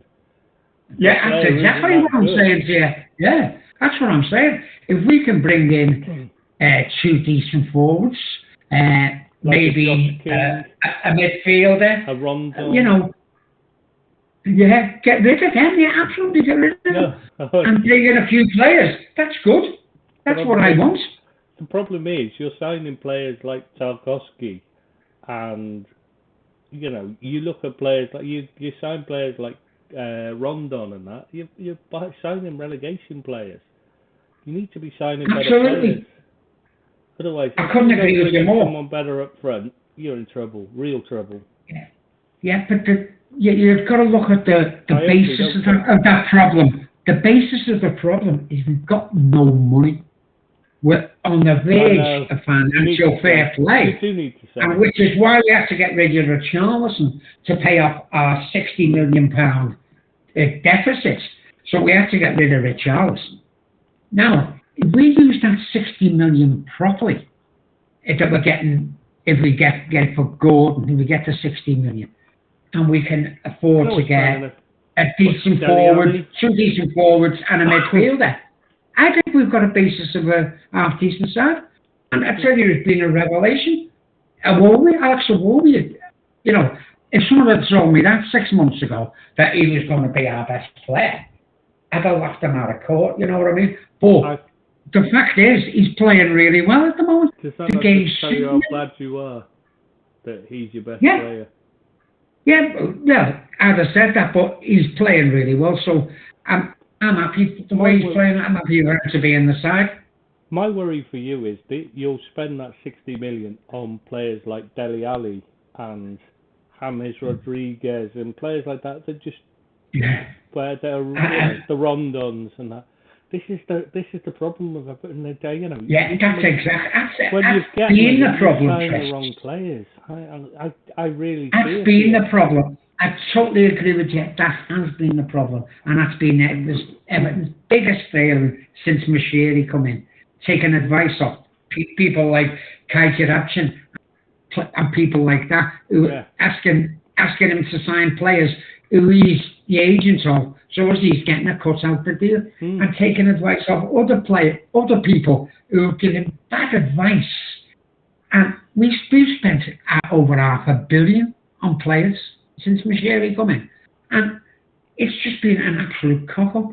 Now, he's decided to ditch Jirachin now. Telwell's come in, a couple of good coaches. Give them a bit of time. Let them try and develop a side. And I think we might be a little bit better off if we get a couple of signings in with the Gordon money, hopefully. And I think we'll do all right. I think there's a basis of a team there, not to win anything, but to maybe not be in a relegation fight. Because I think there might be 3 worse teams there than us if we get a couple of players in. That's what I'm hoping anyway. Deeps, what do you think of Everton, mate? Oh, you guys are in trouble. You think they're in trouble? Yeah. Yeah, they are in trouble at the moment, yeah. Can you see them avoiding relegation or being in a good place? But I think there are going to be teams that are going to do worse than Everton. Yeah, I think that as well. They need, you guys need some new players to provide that uplifting environment on the atmosphere. But I don't see where it's coming from. I don't actually see where it's going to come from. That's the issue. You need someone to provide that boost, that energy. Yeah, they do. You see, we've got players like Gomez and even Decor, who's really regressed. You know what I mean? I thought he was a great big box midfielder. Started off like a train, and then has regressed, and he shouldn't be in the side, to be honest with you. He's not in the side. But we've got players like as I say, Andre Gomes, even Alan, who come in and looked as though he hasn't got the legs. He hasn't got the legs. We need players to replace them, but that's not going to happen overnight. We might get one midfielder in, hopefully, who can with legs, you know. But as Chris said before, you can't be signing the likes of Dele Alli, you know. And luckily, we've looked to ship him off to Besiktas, and hopefully he'll never darken our doorstep again. We've got to get rid of players like Rondon, you know, who's, to be honest with you, he's a waste of space, isn't he? Let's be honest. But we need players like that, or to bring a couple of the young lads through. Young Mills done okay, Warrington done okay when they come on midweek, and a couple of youth players. That lifts everyone. It certainly lifts me as a supporter. You know, to get to players who want to play, who want to bust their guts to wear the shirt, and that's what I'm hoping. That's my hope anyway. I'm not saying it's going to come to fruition. Rob, where do you see Everton, mate? Where do you see them? I still think they're in a bit of trouble. Yeah, Don't know if they're going to go down. I wouldn't say they're one of my tips to be relegated, but I still think they're a long way off getting back into that, you know, mid-table-ish sort of finish. Yeah. You still like the names you just mentioned a couple of minutes ago. Your Rondons, your Gomez, your Allens. Still got to get those names, I reckon, off the books. Yeah. Replace with some new players coming in. I'm still very iffy about Frank Lampard as a manager. I understand, like, what else can you do? What else is out there? I still think, and we've said it 100 times, I still think Sean Dyche will be a really good move for Everton if they were to get someone like him in. But a question for you, Bill, when you're saying that you need a midfielder and a striker, and I totally agree with that, who are you linked to, and who would you like to see being brought in? Well, we're linked to about 350 players at the moment, as is the wont of the press. Garaski is supposed to be 30 million for him. Never heard of him. Che Adams, Neil Maupay was the big tip that I got that we were going to sign. I wasn't that happy about him, but he's a player who I wouldn't be the worst thing in the world to sign. We need someone to put the ball in there. Frank Lampard put all his eggs in one basket with PCL and the fashionista, Dominic Calvert-Lewin. And he still fancies him, you know what I mean? He still thinks he's the bee's knees. But we all know in the real world, you need more than a player like Dominic Calvert-Lewin, who I like him as a player. But to me, he's got other interests outside the game for me. And he's been injured quite a lot lately, you know what I mean? And he's injured and shows up on a magazine cover, decrying them to our outside interests, you know what I mean? But I don't like the fact of it, you know what I mean? That they're going to do photo shoots but can't go and train. You know, I don't like that. I don't like that with any club and any player. But there's something not right with the club, and it's got to be put right. And I hope we're on our way to do that, because it's been an absolute mess now for the time Moshiri's been there. Can you see light at the end of the tunnel? I can, actually. I can. And I don't like this second managers every 10 games, you know what I mean? I don't like all that.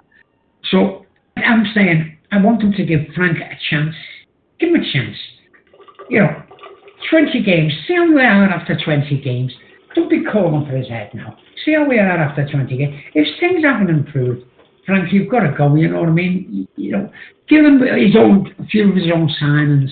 See if he can lift the side. See if he can lift the supporters and then the mood at the club.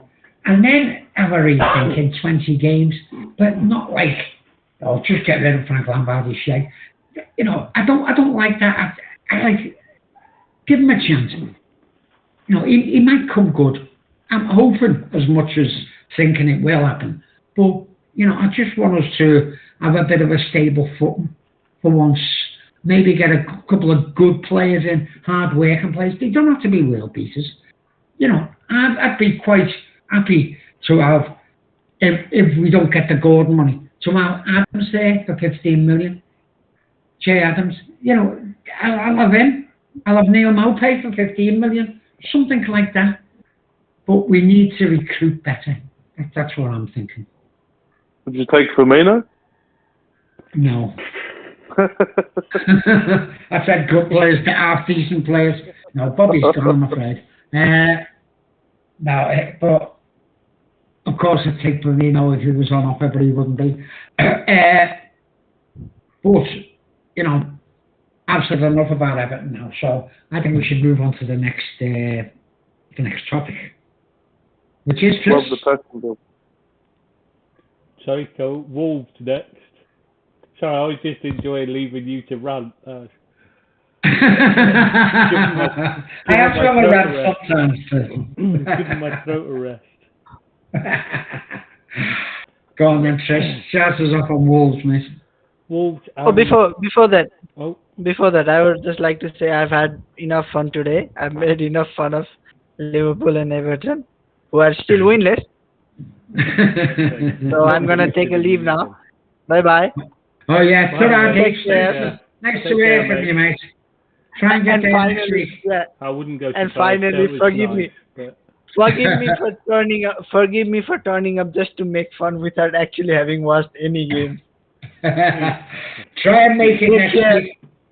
Yeah, take care. Bye bye. Yeah, till I mean, nice talking to you. Oh, he's gone. Yeah. You won't even hear that. There's no point in it. Right, where were we? Sorry, Wolves. Wolves, Trish. They can't score goals. They've got a real problem. They're making chances, but they're not scoring them. I fear for them this season. Yeah, I like the manager actually. But has he got money problems, Chris? Has he got money problems that they can't recruit? Well, not really. I mean, they've got players they could sell if they did anyway. They could have sold Neves for big money, but you know, it's like they didn't, and they haven't so far. And they brought in that Nunes, who's a good player. They just, I mean, finding a striker when you're Wolves in the position they're in, they're not in Europe. They've not got that to offer players. You know what I mean? The kind of players they're looking for, they want to be playing in Europe. So it's a really difficult sell for them. Yeah. You know, they're not like a name players play for anyway, like Arsenal or Spurs, for instance. You know, that people know well around the world. I mean, they will know that, but like they're not the same level. Like Man United have always got an edge on recruiting players because people know who they are. You know what I mean? Yeah, they got no pull up. They really know. Yeah, I mean, Wolves don't have that yet. Fosun haven't got the biggest amount of money in the world because they're hamstrung by the change in Chinese government policy. You know, they were wanting everyone to spend money abroad at one point, and then they reversed it, and so they're not able to invest as heavily as they'd wanted. They're in a worrying situation. They've brought in players, and then the strange thing is, I mean, that Fabio Silva looked to be just finally starting to get settled into the Premier League, and they send him out on loan for the season. Yeah, strange. I don't get it. I really don't get their... Has Neto been playing, Trish? Neto been playing? Who? Neto?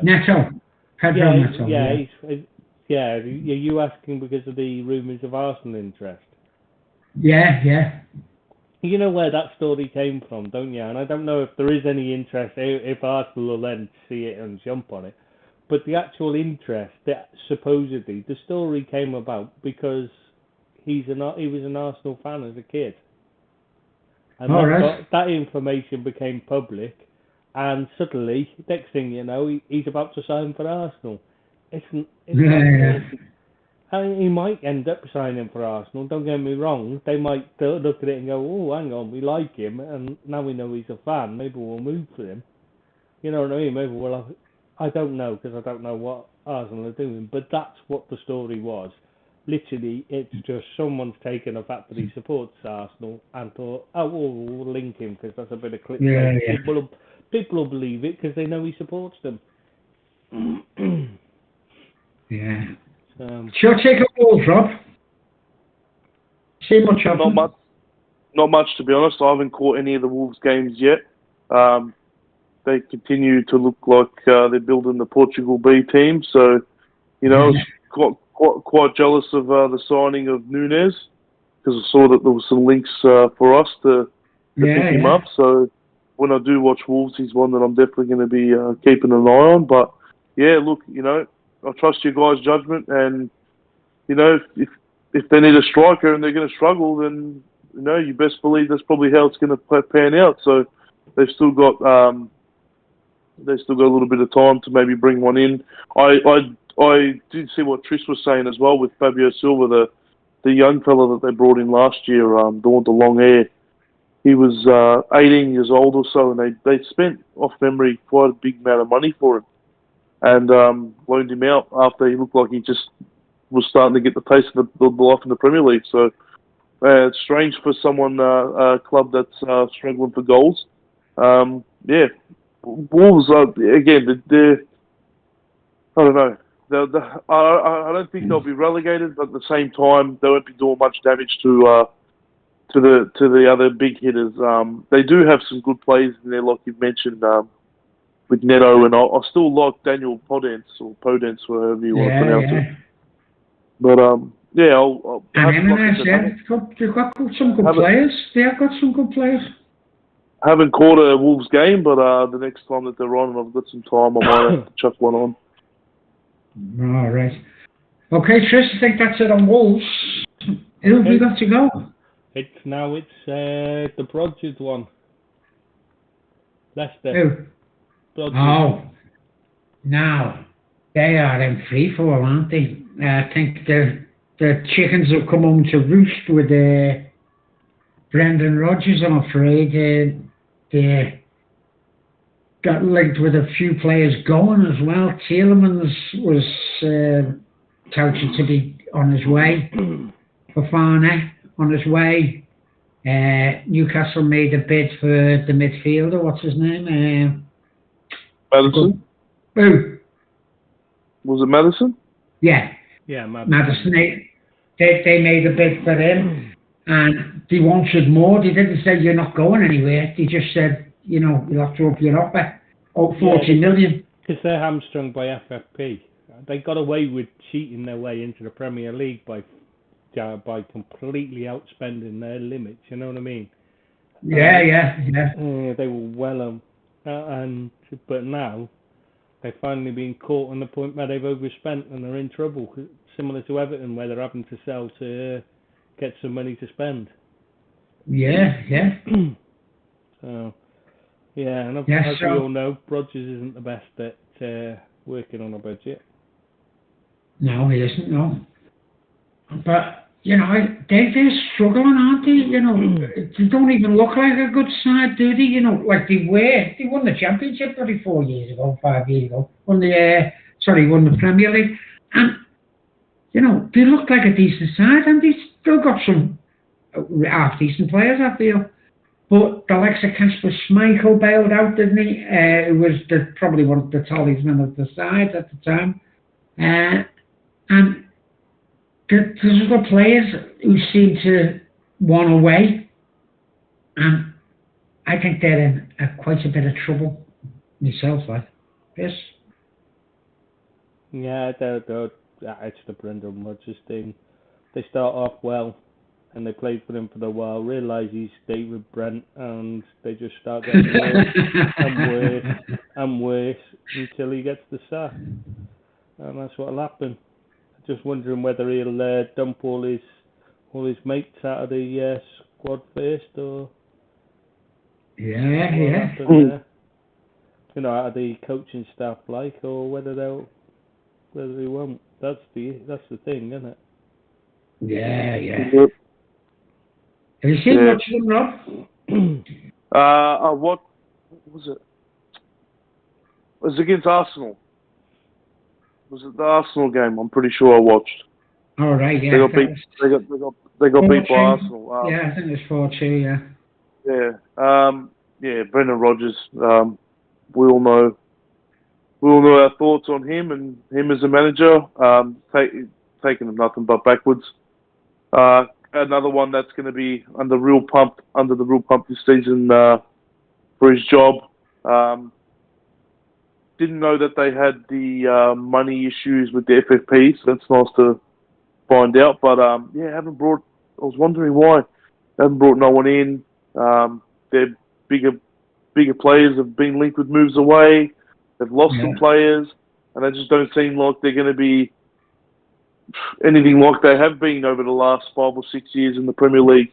I think it's going to be a very long season for them, and they are a team that could, like how Trish likes to say it, could be one of the ones in trouble.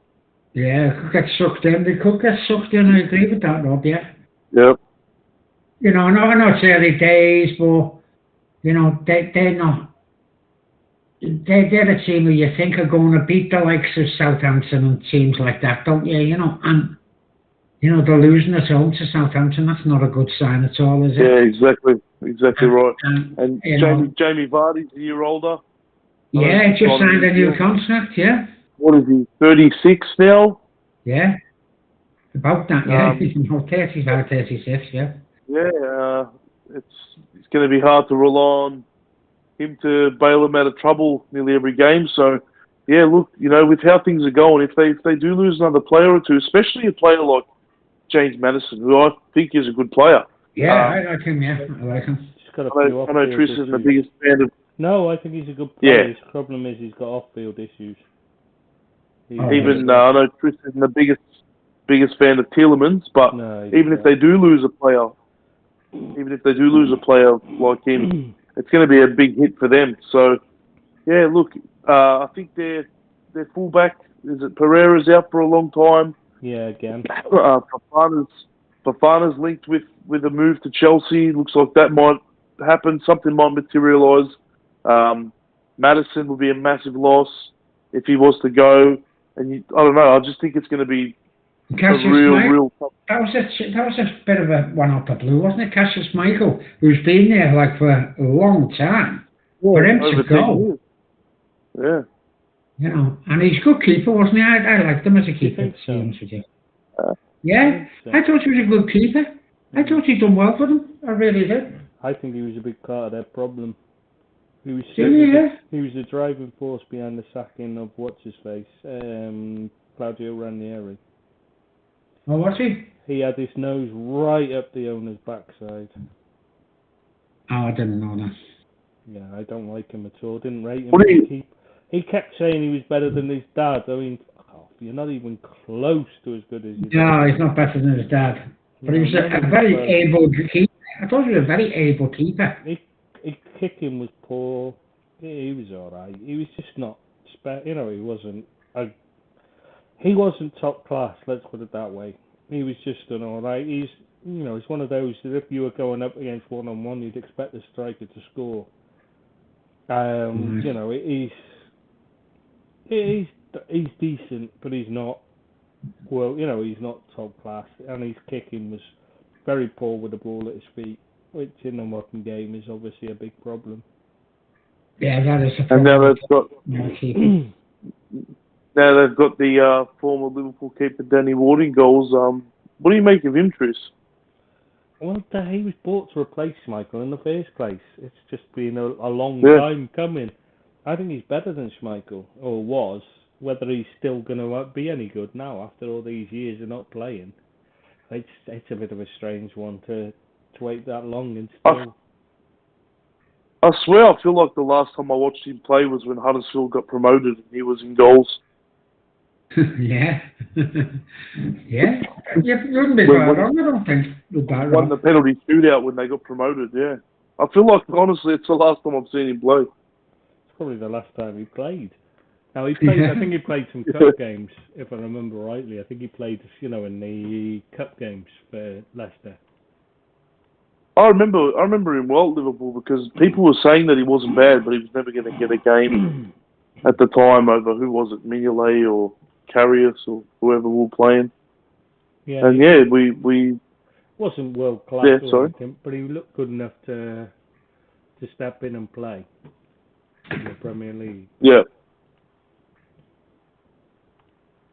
It's a shame. I just have to say. Right, who's next, Chris? We must be nearly finished now. Yeah, we are finished. Next one's last. West Ham. The only team without. Oh, right. Moyes has just been found out. Strange one, isn't it? I think they've just been found out. Moyes is too defensive minded. Yeah. I think that's the issue. Simple as that. They haven't got a forward who scored goals. I know they've got Jarrod Bowen, who's a very good player, don't get me wrong. But Antonio doesn't score enough goals, does he? And he's not. He's a good William type player, but he's not prolific, is he? He's not going to score, 15 goals, 20 goals a season, I don't think, anyway.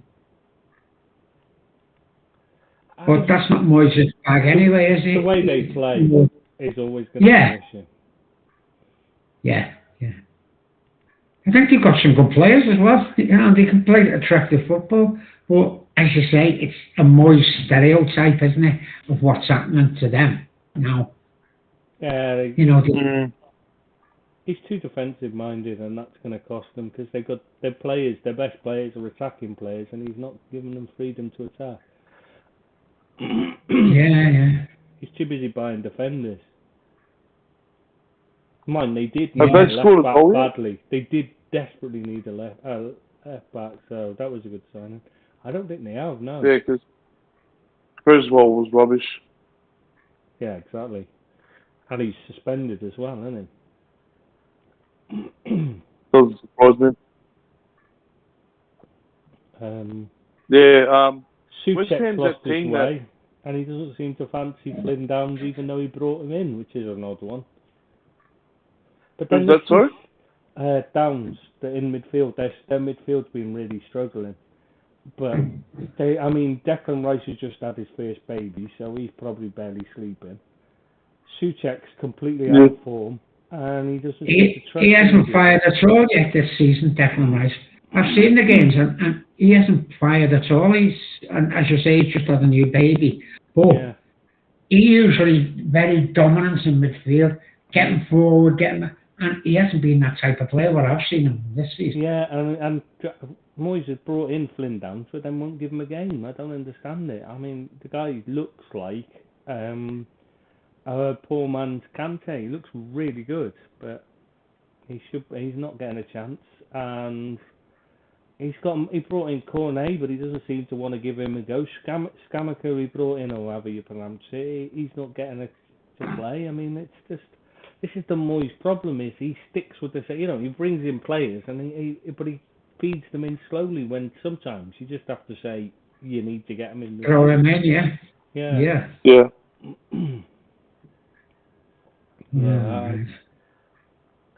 They're not afraid of spending some money too, aren't they? No.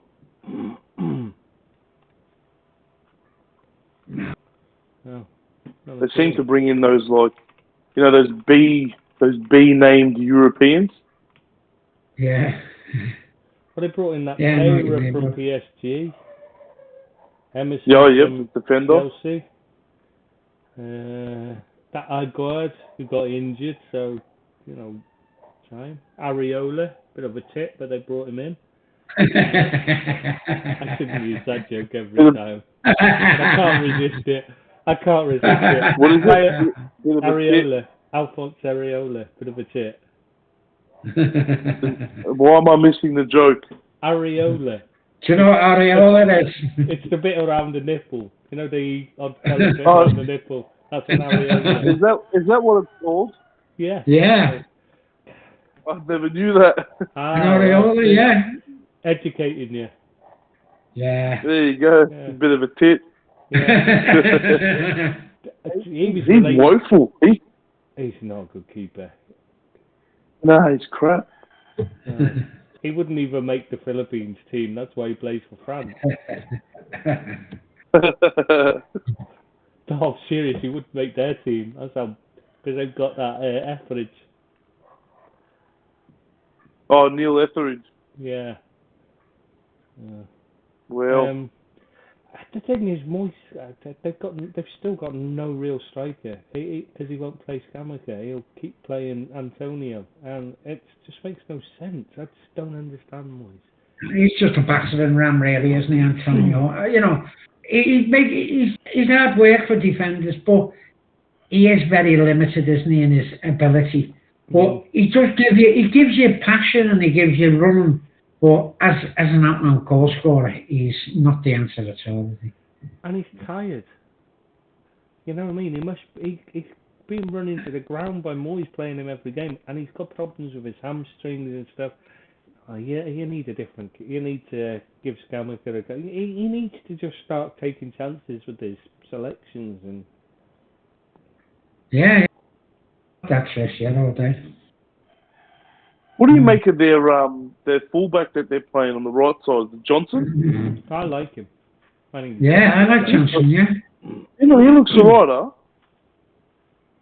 But they haven't got a lot of choice because Soufal's lost his mojo this season. He just looks absolutely done in. I don't know what's wrong with him. Yeah, he does. Yeah.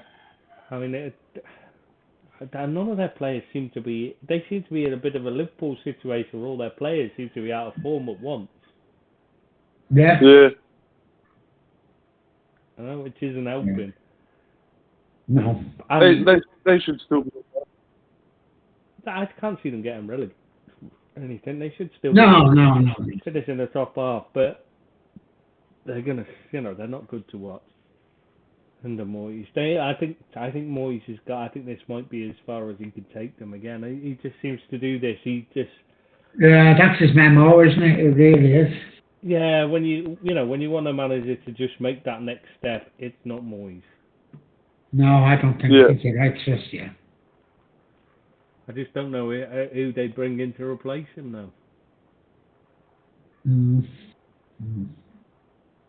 Sure, right, guys, that's me for the day. I'm going to have me dinner now. Yeah. I'm absolutely Ank Marvin. And it's been great to chat with you boys. Nice to see you along, Rob, and you never fell asleep once, which is a really testament to how you're doing. And I really enjoyed it. Thanks very much, boys. I shall see you next week. I think we can call it there. We'll see you next Thursday, hopefully. Yeah, absolutely, Chris. Yeah. See you next Thursday, boys. Thank you all. Ta-da, Rob. Ta-da, Chris. See you next Thursday. Everyone has listened. Take care.